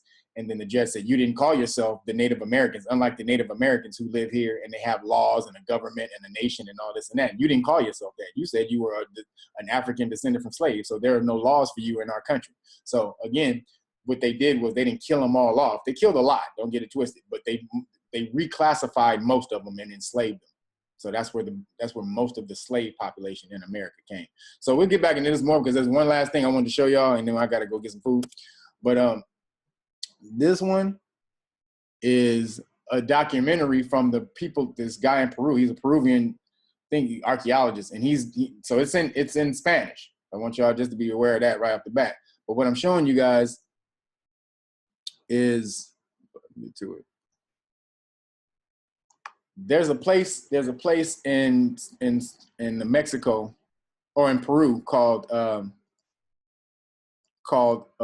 Amaru Muru, right? And it's a stone structure wall. It's a giant stone wall with an opening, and basically you're supposed to sit inside this opening.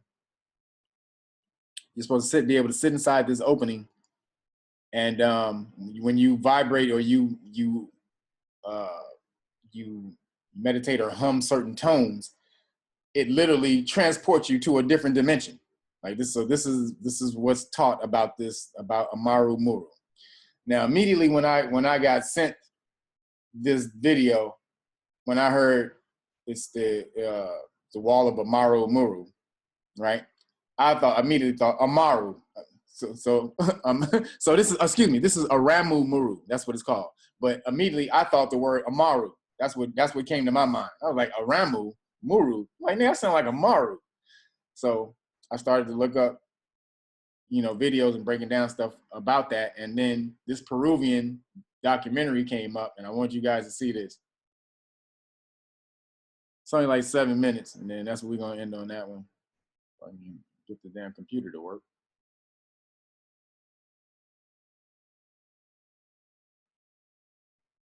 Come on, man, it's tripping. All right.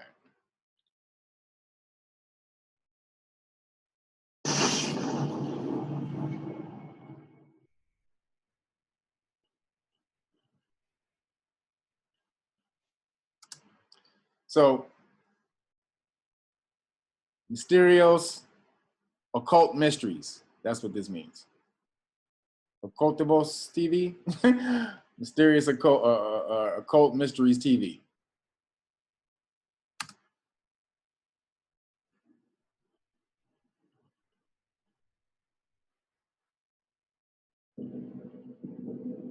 La zona del lago Titicaca, entre Perú y Bolivia, es un enclave importante que encierra muchos enigmas que en la actualidad aún siguen sin respuesta. En sus orillas podemos ver los restos de civilizaciones antiguas como la de Tiahuanaco, cuna del origen de los pueblos andinos, o algunos de los monumentos y construcciones más representativas de la zona. Del lago Titicaca emergió el dios Viracocha, o señor de los báculos, el dios creador supremo. El mito dice que apareció en la Isla del Sol y posteriormente se dirigió a su primer asentamiento en Tiahuanaco. So they're talking about the God. They're talking about the God pantheon. You see Dios, and all. So you learn a little Spanish, you'll be able to pick apart some of the things he's saying. So this was the God. These were the structures dedicated to the gods, and you saw the depiction of this giant God in the water. That's how Now again, the gods are. You know who the gods are. Viracocha es descrito con la piel blanca, rubio y con barba, que después de crear al hombre y todo lo demás, emprendió dirección noroeste para terminar desapareciendo en el mar. En esta línea imaginaria se construyeron los principales templos de las culturas incas y pre-incas. Dentro de esta ruta. So those are the different structures that are built along the same line. As he was showing you, all those different structures, those different points are stone or what they call megalithic structures built along the same line path, just kind of like Egypt and Kemet. So this is where Aramu Muru is and Puno and all these different places. This is all Peru. Encontramos una cordillera montañosa que se levanta repentinamente en el terreno como si hubiera sido esculpida artificialmente, algo que no debería estar ahí según las características de la planicie del Titicaca. Desde la lejanía se observan inmensas paredes de roca que parecen aletas dorsales de algún animal marino surgidas de la misma tierra. A medida que nos acercamos, vemos que se trata de un bosque pétreo cuyas rocas toman formas realmente sorprendentes y que parecen incluso moldeadas a capricho. Internarse entre estos muros causa el asombro de cualquiera. Es un lugar que nos recuerda a otros centros energéticos, como es el caso de la montaña de Montserrat en España o la montaña de Coquino en Macedonia. Look at this stone structure sitting on top of this mountain. This is ill. Wow. Look at this sitting on top of this mountain. So this is more like a temple under it that the earth grew over. Mm. This is a actual structure that the earth grew over and took back over. But you can see the intricate structure design within it. Lo más representativo del asombroso enclave es una estructura parecida a una. And this is Amaru. This is Aramu Muru, right? So they would say, so this is called the Aramu Muru. I think it means the something of the dragon, the tail of the dragon. So in this little hole right here, there's people who talked about this one dude who talked about he got in there and he was transported to another universe. And to talk about the dude where he talking about it sounds believable as fuck. But I do know that we dealt with sound as far as frequency. That's how we would change things. Again, the frequency, how we would change carbon would be the frequency of the electron of carbon. So we would change it doing with the frequency. So again, that's why we built so many stone structures, because stone is the greatest conductor of vibration. So, you know, in Peru, not only this, there's temples under the ground that they found with these little small rooms where the acoustics, you sit in the middle of the room and you can or you can say a chant, you can whisper to yourself and people at the end of the room, on the other side of the room, can hear you. So that's how the vibration bounces off. So a person would get in this little hole right here, say some little chant, and literally be transported. You can find the structure. Zoe sent me that's how I got on it. Actually, Zoe sent me this video, and so I went and researched it deeper and found some other stuff. Kevin, that's amazing. It looks like a telephone jack, and you're talking about. It does look like a telephone jack. Yeah, I was just gonna say it looks like It looks like a telephone jack. RJ45 or RJ11. You know what? I didn't even put that together until you just said it right now. That looks just like a damn telephone jack. Wow. It even has little things at the bottom. Like, wow. The little thing where you pick it up and click it, and it clicks in right there. Yes. That's exactly what this looks like. Wow. Good eye, brother. And so let's finish this up. De aproximadamente 7 metros de alto y 7 de ancho, tallada en la roca de arenisca roja, se la conoce por muchos nombres como Ayumarca, que significa ciudad de los espíritus. También se la denomina Wilcauta, lugar del sol o puerta de los dioses. Muchos lugareños. Wilcauta, lugar del sol o puerta de los dioses. Muchos lugareños. Wait, what is that? I'm trying to get that last word right there. Lugar del sol. Lugar del sol. That's something of the sun. Lugar. If somebody can look that word up, see what this word means. Ciudad de los espíritus. También se la denomina Wilcauta. Lugar. I think that may be the moon of the sun or something like that. I don't know, but look that up. Del sol o puerta and de this los one dioses. right here. And that's Porta, portal of the gods. Against portal of the gods. Puerta de los dioses. So that's portal of the gods. This is supposed to be a portal, a time door. That if you say the correct chant and vibration in the correct tone, it transports you out of this motherfucker. And there's many accounts of people who've done that. Muchos lugareños la llaman la Puerta del Diablo, seguramente por la censura española. And see, they call it the portal of the devil. See? So first of all, it was the portal of the gods, and now it's the portal of the devil.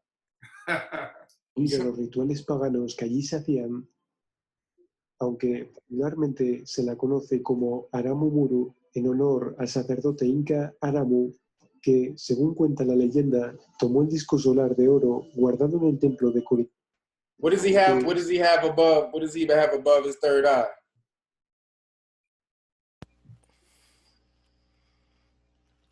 Is that a serpent? Feathers. What? Some feathers? Feathers. What does dragon mean? Dragon. What is it? Oh, eye. All seeing eye, clear eyesight. So what did I say Amaru? What did I say Amaru mean? Feathered serpent. Ah. The eye, feather. Yes, dragon. I got you. Feathered serpent, feathered dragon. You are enlightened motherfucker. Wow. Según cuenta la leyenda, tomó el disco solar de oro guardado en el templo de Coricancha en Cuzco y huyó de los españoles hasta este lugar. Colocó el disco solar en la oquedad del centro de la puerta como si fuera una llave. La puerta se abrió y desapareció tras ella. Aunque existe la teoría que dice que el nombre Aramu proviene de una palabra quichua muy parecida que es Aramu equals Amaru. See that? He knew. Yes. So, Yeah. he's like, this is Amaru. I'm like, oh, these motherfuckers. Significa serpiente. Es conocida la veneración que sentían los pueblos americanos hacia la serpiente, tanto que algunos consideran que la palabra América derivaría de la palabra Amarucaca, que significa la tierra de la serpiente. Wait a minute. Let's get it again. La palabra no, you need to read the whole thing. Land of the serpent. Land of the serpent. Land of the dragon. Serpent is just another word for dragon. It's really dragon. Yes. It's the land of the dragon. Wow. He just told you. This is a motherfucker from the America. Indigenous to the Americas just told you what it meant in their language. America comes from Amarucaca, which means land of the dragon.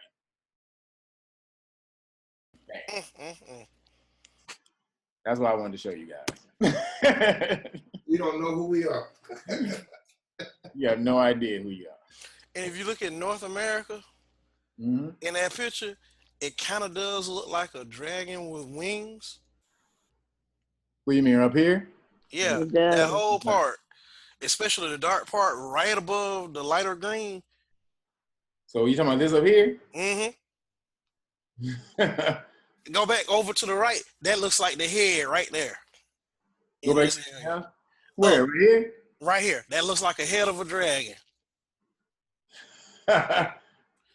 If you think about it. If you look real close, it looks like a head of a dragon. I'm trying to figure out what you see. I'm like, where you see it? I see it. Right where you're looking at. That whole part, that whole little triangle, if you look at it, it looks like the head of a dragon. And there's a little lake there that looks like the eye. And right there, that's the mouth opening up. Wait, which is the eye? Right here or here? No, down to your right there, above, right up to your right, straight up. Straight up? Right there, down one, right there. Eye. That's the eye right there. And come down, that's the mouth. That's the mouth right there. Oh! You see it now? Yeah, I see it. And the Great Lakes is the wings. Yes. Yeah. There you go. Oh, and Florida is the feet. Right. The dragon. Florida and all that, That's that's the the dragon feet. swooping down. It looks like a dragon swooping down. It sure does. American. That's crazy. That's crazy. You see that? Good looking, brother. Yeah, I was looking at it. I was like, wow. No wonder they call it Land of the Dragon, because it looks like a damn dragon. Man, damn, I didn't even see that. But there you have it. So you understand there is no such thing as Amerigos Vespucci discovering America. They naming America after him.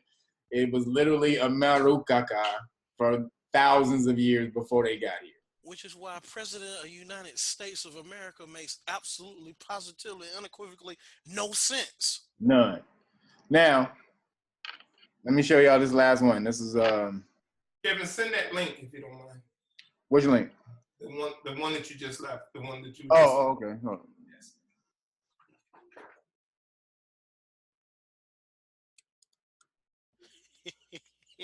Man, that's a dragon. If I never. That is a dragon. Awesome. They can't deny it. Florida's a little T-Rex hands and right. And just so y'all know what a T-Rex, the modern day T-Rex is, don't you? What, a parrot? No. What a T-Rex? You don't know what a T-Rex evolved into today? The animal T-Rex evolved into? I have no idea. What is it? Chicken. Chicken? Really? Yeah. Chicken. The chicken's a T-Rex. Evolved. You know what? It makes sense. The chicken is a T-Rex evolved. That's why niggas eat chicken, because what was a T-Rex? Dragon, reptile. Nigga, that's right. Oh man. You wonder why niggas is on chicken. So last thing I'm gonna show y'all this real quick, man. I'm hungry as shit. Wow. So this is oh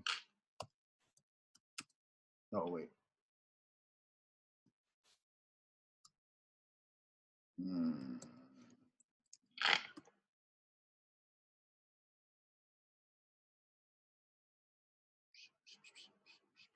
So these are the Mayans that descended from the Olmecs, that they say these are of the Americas. You see this? These are the brothers. Those supposed to be Caucasians. Americans. Those supposed to be Caucasians, huh? These are. Look at this brother right here. He the main brother. Right. The main one. Let me see if I can. There's a whole lot of these. So these are called the Bonham Pack depictions. Bonham Pack. So look at all this. Look at these brothers. Wow. That's us. Look at these brothers, man. Come on. Lawson. That's us. These are the Mayans that create, and this is why they ain't gonna show you this. As far as the Mayans. They ain't gonna show you this at all. They don't want you to see none of this shit. Because if they show you this, that'll have you asking too many questions about this, and that'll blur everything right out. You don't even need to ask questions. After you see this, you know you was here. Yeah. What question do I need to ask? I see what color this nigga is. What question do I need to ask about him? Look at the dragon on the head. Yeah. I'm just thinking, if they did mess up and show right here, you the dragon on the head. Yep. Huh? What? Say that again. Say that again, bro. I'm just saying, if they did mess up and show you this, and somebody asked the question, do you see? I'm just wondering what kind of answer they would give, because everything would just start unraveling so quickly. Mm-hmm. Look at it. Look at this. Like, do you see what's going on right here? Hey, brothers come in all colors. That's basically. I'm not trying to show you just the darker brothers. Meaning, we come in all colors. We come in all different shades. Yeah, it's funny, man. They try to. No, it's funny because if you talk to a person that speaks the language, they'd be like, well, at one point they never used to call people negro, but they said, well, they got in contact with, people from America, the blacks. Spanish. Like we start using negro, but they used to say moreno. Right, but the Spaniards said the Spaniards was negro too. That's why you call yourself black today. Because but they said they won't use that for objects. That's why somebody said, yeah, we only used it for objects. And right. You're right. Yeah, that's right. And then they said they got around black people, and then they said, fine, they just start calling that. Because if you talk to one of them, they'll say, you'd be like, well, no, moreno. They'd be like, they know that refer to people with dark skin. Negro is an adjective, just like it's a color. So that's what happened with melanated people over here, which is the dumbest reason why you call yourself black, because in the 60s they had a convention on calling yourself black. I've said this before. The four people who convened it, who started it, were people from Jesse Jackson. Well, no, Jesse came in later. Okay. the first cats were you talking about African American. I'm talking about in the 60s they had a conference on should you call yourself black, colored. It was all these different terms they were trying to figure out, Negro. And so four people from four Caucasian people from Berkeley who initiated it at first. And so then when all that was going on, you had just some regular pro-black brothers who said, look, Negro means black anyway, so why don't we just call ourselves black? Let's cut out the middleman. We should just call ourselves black, because why should we be Negro? Negro is Spanish. We ain't Spanish. We should just call ourselves black. Cut out the middleman, which is dumb as shit. Because it's an adjective, but you ain't even black. Black means pale. So it still got into some dumbass shit. Whereas Moreno more so meant dark. Yeah, because if you actually type it in, it'll say a swarthy, and then people swarthy. And then it'll say from more. If you go type that in online, you'll see it. It made me laugh when I looked at it. So swarthy, Arnold Schwarzenegger, meaning literally Arnold Schwarzenegger. It's like that's literally Arnold black nigga, right. Arnold dark nigga. So that's where all that comes from. So I just wanted you to see, because we were going over the Olmecs, and he got into the Mayans, and I wanted you guys to see, because these are the people he said that fled, the Mayans who fled and went to Cambodia, and they became the Khmer people. Again, Khmer, Kem means dark. They were the Khmer people. You have never left that term. Khmer means same thing as Kemet. And so I remember that in the Philippines, they also got a group of them. They go, I forget the name, but it's like more something, and they actually call themselves that. It started with I can't remember exactly what it is, because the reason why I know what you're talking about. They're the cats with the afros. Are you talking about the tribe with the afros in the Philippines? Yeah, but they still call them.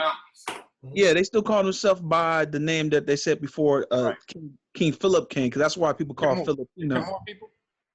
Yeah, but yeah, that's why it's funny, because if you know, that's why people call themselves the Filipinos, is because it's come King Philip, and they said the other people still call themselves by the other term. That's right, King Philip. So these are all these Bonham. You see all these brothers. I just want y'all go look up the Bonham Pack depictions yourself, but you see these are nothing but straight dark skin, actually to light skin too. You'll see them. It's from dark skin to super light skin, brother. It's of all shades. So I didn't want to, I don't want to be focusing on that we were brothers, but you know what I'm saying. That has to come out and be shown. Like, look at this nigga right here. Look at that nigga. Come on, serious brother. Come on, that's a serious brother right there. So.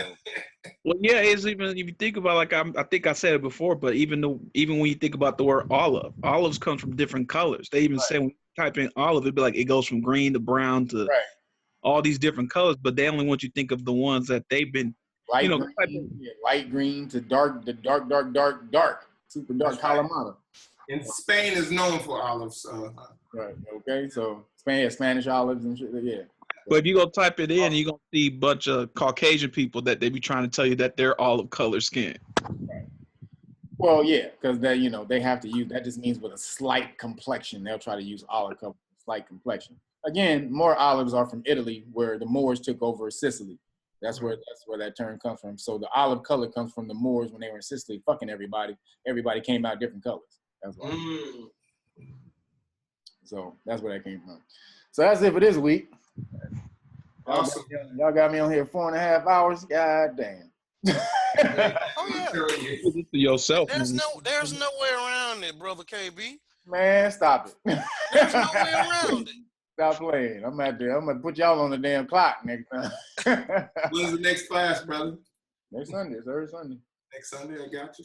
Every Sunday, man. Got you. Unless I got something going, but it's every Sunday. Good stuff. So you guys if you guys want the Melanin book, it comes in. I want to show you. Damn it. I saw the video, and I was like, yeah. The Melanin. Damn, let me see if I can share the screen one more time so y'all can see. I saw the book. I was like, yeah. Too bad it's just upside down, but that's all right. I can still see it. I'm in Bermuda, man. It might be easy to send mine electronic. Cost you more for shipping. Well, no, I sent it to you already. Oh, you did? Oh, okay, cool. It should be in your email already. Thank you. So, damn it. Damn computer's tripping. Out of the way, man. This is good stuff. So this is when you get it, this is how it come to you, because I broke it as it's broken down into all these different files, these digital files. Okay. So this is how it come to you. If you want to print it out, I gave you the covers. Okay. Part 1 and part 2. And so it all come like that. So it's all nice and neat. And also it's better like this. If you try to open this, if you open this on your phone, you'll see it'd be nice and phone ready to read. Whereas if you try to look at it up any other way from the computer, the words are all super small. If you open this on your phone, it's perfect. It's what they call digital compatible or phone compatible. Okay, great. Great. All right. Great. And these classes, do you have to record them yourself, or do you? This is the first time I'm using Zoom from Bermuda, so. I record. It's record. We're recording right now as you're talking. Oh, okay, great. So how do we get copies of it? I'll send it to you once it's finished uploading. Once the website finishes doing whatever it does to the video, it sends it to me, and then I'll send it to you. Gotcha. Thank you, Brother Kev. I'll see you next Sunday. All right now. All right, take care, man. Yo, make sure y'all if y'all can, try to get that book. I need some help on that one. So if y'all can afford it, get that book, man. Gotcha. Or support the website or jump in. Next week, I didn't do no crypto this week. We had to get deep into this information here, but I have a I have a seminar I went to 13, 14 years ago on trust, on the whole how to create a family foundation in trust. And, so basically, it's like how most Caucasians are able to subvert financial culpability because they don't own anything, they just control it, and that's how you do with a trust. You put all your stuff in the trust, you become the trustee of the trust. That means you control it, but you don't own it. So if anything, everybody ever comes to you personally for something, you're like, I don't own anything, I just control it. I wrote that car, the trust owns my car, the trust owns my house, the trust owns my clothes. So you don't ever own anything, you just control it. It means you're never liable for anything. So I went to a seminar on that, and I actually found it. It's like 13 years ago. So I actually recorded it on a digital DVD, and then I put it on the computer. So once I finish editing it and getting all the good parts of it, we'll watch a lot of parts of that next week. But that goes into how you're getting Bitcoin. So this is a whole new game, putting Bitcoin inside of a trust. Yeah. That's a whole new game. Getting Bitcoin and putting it in the trust. That's going to be some real shit. So we're going to try to get into that and see if we can break it up. Blockchain technology. Yeah, there you go. And just remember, your melanin is blockchain. You know what? It's so funny that you mentioned that, because yesterday I saw the 3rd installment of Maze Runner, and they were saying the same thing. They were saying something about the whatever they were talking about. They were trying to fix the virus. Yeah. They were saying it's basically plant-based. As soon as they said plant-based, I remember what you said about the chlorophyll and melanin. I'm like, really, people? This is all you want to talk about? Mm-hmm. You just determined to make Brother K be right, huh? Yeah, man. I ain't trying to be right. Look, I don't care about being right or wrong. I just channel information. You get it how you get it, and use it how you use it. I don't care about being right or wrong. That's them other niggas. I feel you. Information, bro. It kind of, because like the whole thing about control nothing, own anything. I mean, everything that has to do with, the trust. That's what the Rothschilds, I think the Rothschilds and the Rockefellers talk about.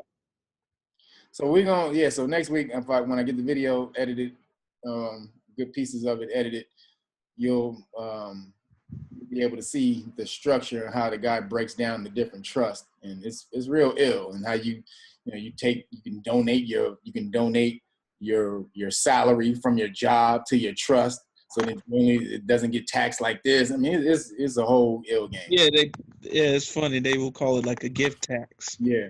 And that's what most rich people are doing. Like how Bill Gates, Bill Gates gave $1 billion to but Bill Gates gave $1 billion to charity. Foundation. He took it out of one pocket and put it in the other pocket. Yeah. And be his own foundation. That's funny. So when you see all the foundations, usually it's owned by those people, and then they could decide to do what they want with it. They're supposed to do stuff, but they don't always have to. They can write, they might buy some stuff and then give half of it to the public, but then keep some of it for themselves. Well, the way they do it. And then they turn around and get a tax write-off for it too. It's about control. It's about control. Never own anything. Control everything. They also talk about that corporations. Their salaries will only be somewhere from $1 to like maybe $100,000 a year. But you won't see a CEO taking more on the books, taking more than $100,000 as far as the salary, because what they get paid in dividends. Meaning, so when the corporation makes its profit, they get paid the dividend break off from that. They caught Trump doing the same thing, buying art and so on and so forth through his foundation or his charity or whatever. He was doing the exact same thing. He was just under so much scrutiny. But it wasn't his money. It was people donating money to him. Correct. He was using. Bill Gates took money from himself and gave it to his foundation. That's the difference. Correct. That's the difference. But other people are still doing the same thing that Trump was doing with their foundation. Yeah, exactly. Using their foundation, yes. He was under scrutiny, so they figured out what he was doing. Mm-hmm. So Trump is the biggest fucking hustler, corporate fucking bankruptcy hustler, and they put him in charge of the biggest corporation in the world so that he could fuck it up. They understood what they were doing, and that's why I say there's no more time to fuck around. There was time to fuck around when I was learning this shit 20 years ago. Like we learn this shit, we get around, we chill, we smoke some weed, we go do whatever. Ain't no time for that shit nowadays. Trump is in the fucking seat, getting ready to destroy America every single day. Every single day he's there, it's one step closer that he's destroying. He's trying to bring the system down so that they can reshape it. Huh? He's gonna get another term. Nah, he not gonna get I think that he's gonna fuck it up before that. He's not gonna get another term. I've heard people say that he's gonna mess it up to the point where they might say, I don't know if this is true or not, but they talk about dude from Canada that they saying that it might try to forge Canada and America into one. I don't know if you heard that. Well, they're gonna do the whole one world government. But what Trump is probably gonna do is try to start a legal war, and they're gonna try to get him out, and then he's gonna impose martial law and not leave, and try to say that you can't get a president out of the seat during wartime. Hey, but are we already in martial law? Yes, but not openly. So it doesn't really matter. Openly, you're gonna be openly in martial law, and then that's when president can't be deposed under wartime, and so that's what they're gonna work out. So then that's gonna fuck up the whole system that America has created as far as the quote unquote democratic system. Yeah. That's gonna be a call for a new government to get that motherfucker out of control. That's what's gonna happen. You're right. Wow. Hey, one more thing, Kev. Is that true? Like when it comes to the reason why they said trust work, I mean, the reason why they kind of do them, because the people before, I guess you would say our ancestors, like, on this land, we do not own nothing. So therefore they had to figure out a way to be able to kind of own stuff. So they came up with trust. Well, trust was already going in Europe. That trust game was already popping in Europe. Yeah, but that's why I was saying they said they brought it here because everybody was like, we don't really own nothing.